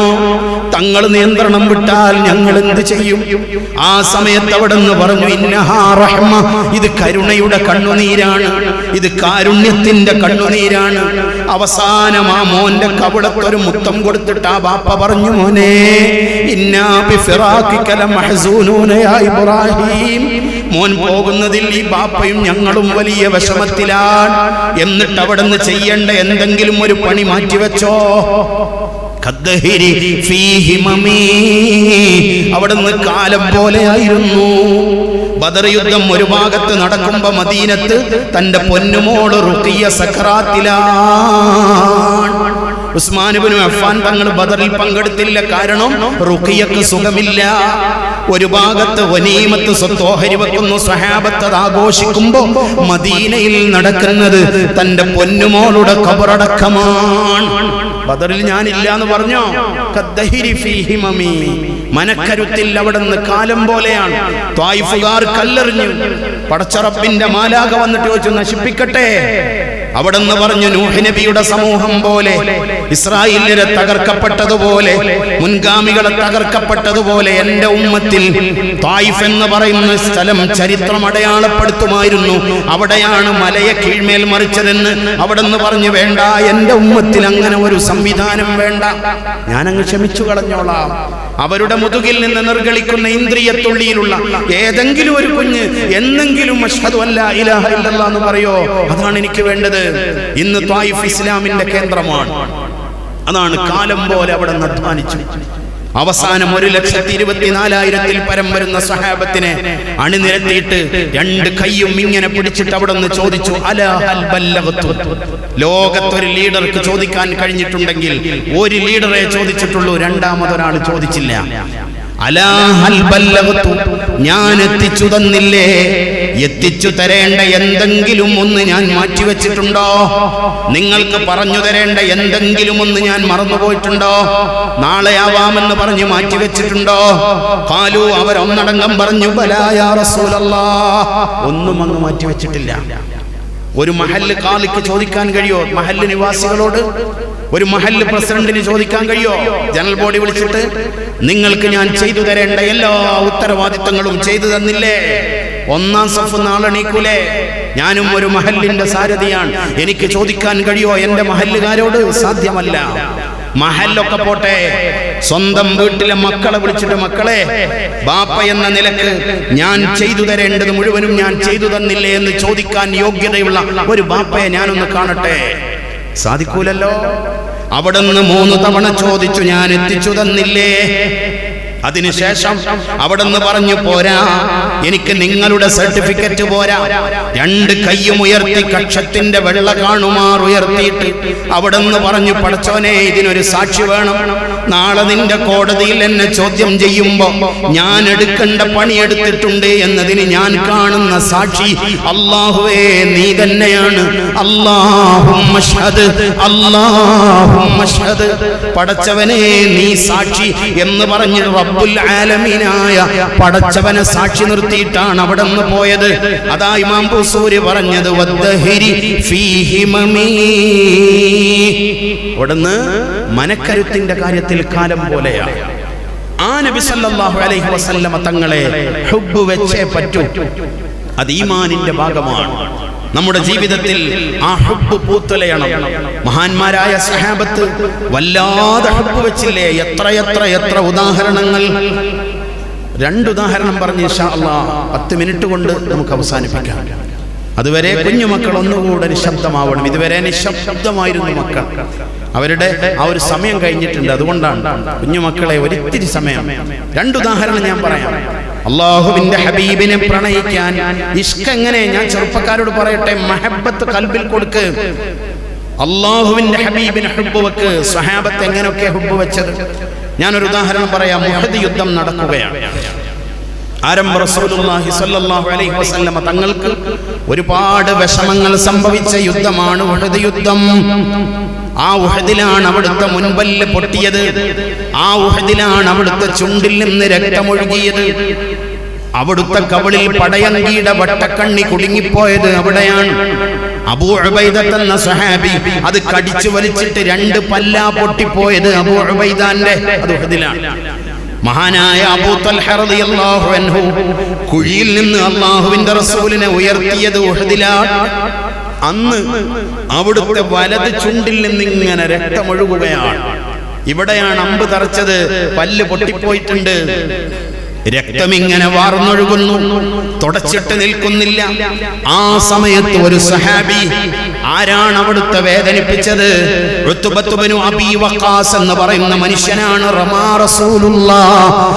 റസൂലല്ലാഹ് അല്ലാഹുവിന്റെ ഹബീബിനെ എറിഞ്ഞത് ഉത്ബത്ത് ഇബ്നു അബീ വഖാസാണ്. ഹസ്സാൻ ഇബ്നു സാബിത്ത് തങ്ങൾ അവനെ ആക്ഷേപിച്ചുകൊണ്ട് കരൾ പൊട്ടിയിട്ട് പാടുന്ന പാട്ടുണ്ട്. ഇദല്ലാഹു ജാസാ മഅശറൻ ബി ഫിആലിഹിം വല്ലറാഹുമുർ റഹ്മാനു റബ്ബുൽ മശാരിഖി ഫഅഖ്സാക റബ്ബി യാ ഉതൈബ ഇബ്ന മാലികി വലഖാക ഖബ്ലൽ മൗതി ഇഹ്ദസ് സവായിഖി എന്നിങ്ങനെ കരൾ പൊട്ടി പാടുന്ന പാട്ടുണ്ട് ഹസ്സാൻ ഇബ്നു സാബിത്ത് റളിയല്ലാഹു അൻഹു. അവസാനം മഹാനവർ ചോദിക്കുന്നുണ്ട്,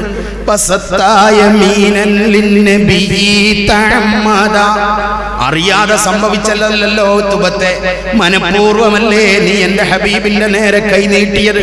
നിനക്കെങ്ങനെ സാധിച്ചു?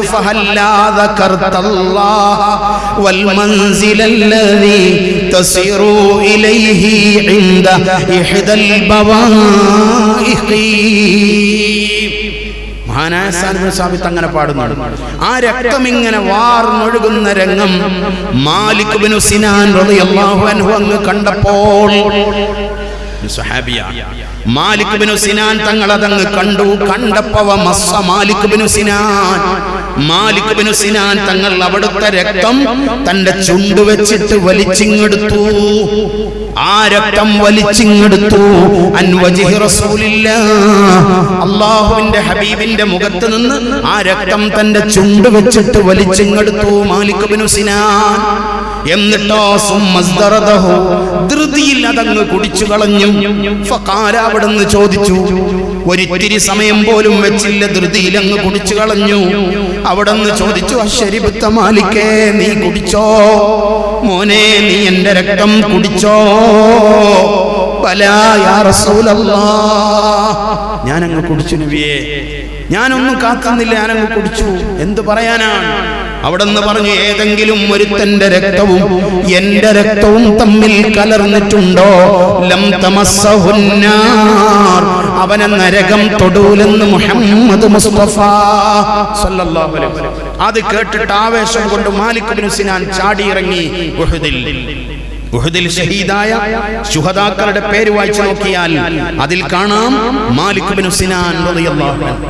നിർത്തലേ, അപ്പൊ ഇനി ഇവിടെ ഒരു ബുർദയും കൂടെ നടക്കാനുണ്ട്. അതുകൊണ്ട് ഞാൻ എൻ്റെ വാക്കുകൾ ചുരുക്കാൻ ഖവാലിയാണ് ഇൻഷാ അല്ലാഹ്. അതും കൂടെ ഇവിടെ നടക്കാനുണ്ട്. ഇതിനു മുമ്പ് നമുക്ക് ദുആ ചെയ്യാനുണ്ട് ഇൻഷാ അല്ലാഹ്. ഞാൻ പറഞ്ഞല്ലോ, പറഞ്ഞവസാനിക്കാത്ത ഒരു വിഷയമുണ്ടെങ്കിൽ ആ വിഷയമാണ് മഹാന്മാരായ സ്വഹാബത്തിന്റെ ഹുബ്ബിന്.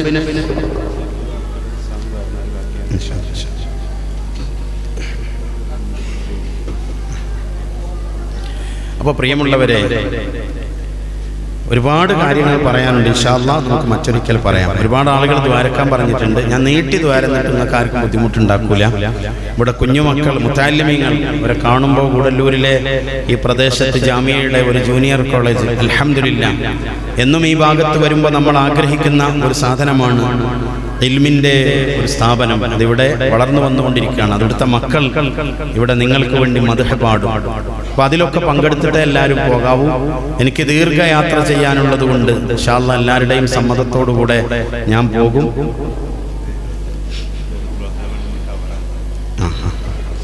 SKSF-ന്റെ പ്രവർത്തന ഫണ്ട്, അൽഹംദുലില്ലാഹ്, SKSF നമ്മൾ വിചാരിച്ച സംഘടനയല്ല. അതിനെക്കുറിച്ച് പറയാൻ നമുക്ക് സമയമില്ല. ലോകത്ത് തുല്യതയില്ലാത്ത പ്രസ്ഥാനമായിട്ട് SKSF മാറിയിട്ടുണ്ട്. കോടിക്കണക്കിന് രൂപയുടെ റിലീഫ് പ്രവർത്തനങ്ങളാണ് സഹചാരിയിലൂടെ നടത്തിക്കൊണ്ടിരിക്കുന്നത്. വിഖായയുടെ വളണ്ടിയർമാരുടെ പ്രവർത്തനം ഞാൻ പറയണ്ടല്ലോ, ലോകമുറ്റു നോക്കിക്കൊണ്ടിരിക്കുകയാണ്. വിഖായ ട്രെൻഡിന്റെ പ്രവർത്തനം, ഇബാദിന്റെ പ്രവർത്തനം, അങ്ങനെ എവിടെയും കോഴിക്കോട് മെഡിക്കൽ കോളേജിന്റെ പരിസരത്ത് നമുക്ക് SKSF-ന്റെ ചലനങ്ങൾ കാണാം. ഇതുപോലുള്ള പ്രഭാഷണങ്ങൾക്കും ക്ലാസുകൾക്കും ഞങ്ങളുടെ ചാനൽ സബ്സ്ക്രൈബ് ചെയ്യുക. ശേഷം തൊട്ടടുത്തുള്ള ബെല്ലൈക്കൺ അമർത്തുക. നിങ്ങൾ ഇടുന്ന വീഡിയോസ് നിങ്ങൾക്ക് നോട്ടിഫിക്കേഷനായി ലഭിച്ചേക്കും.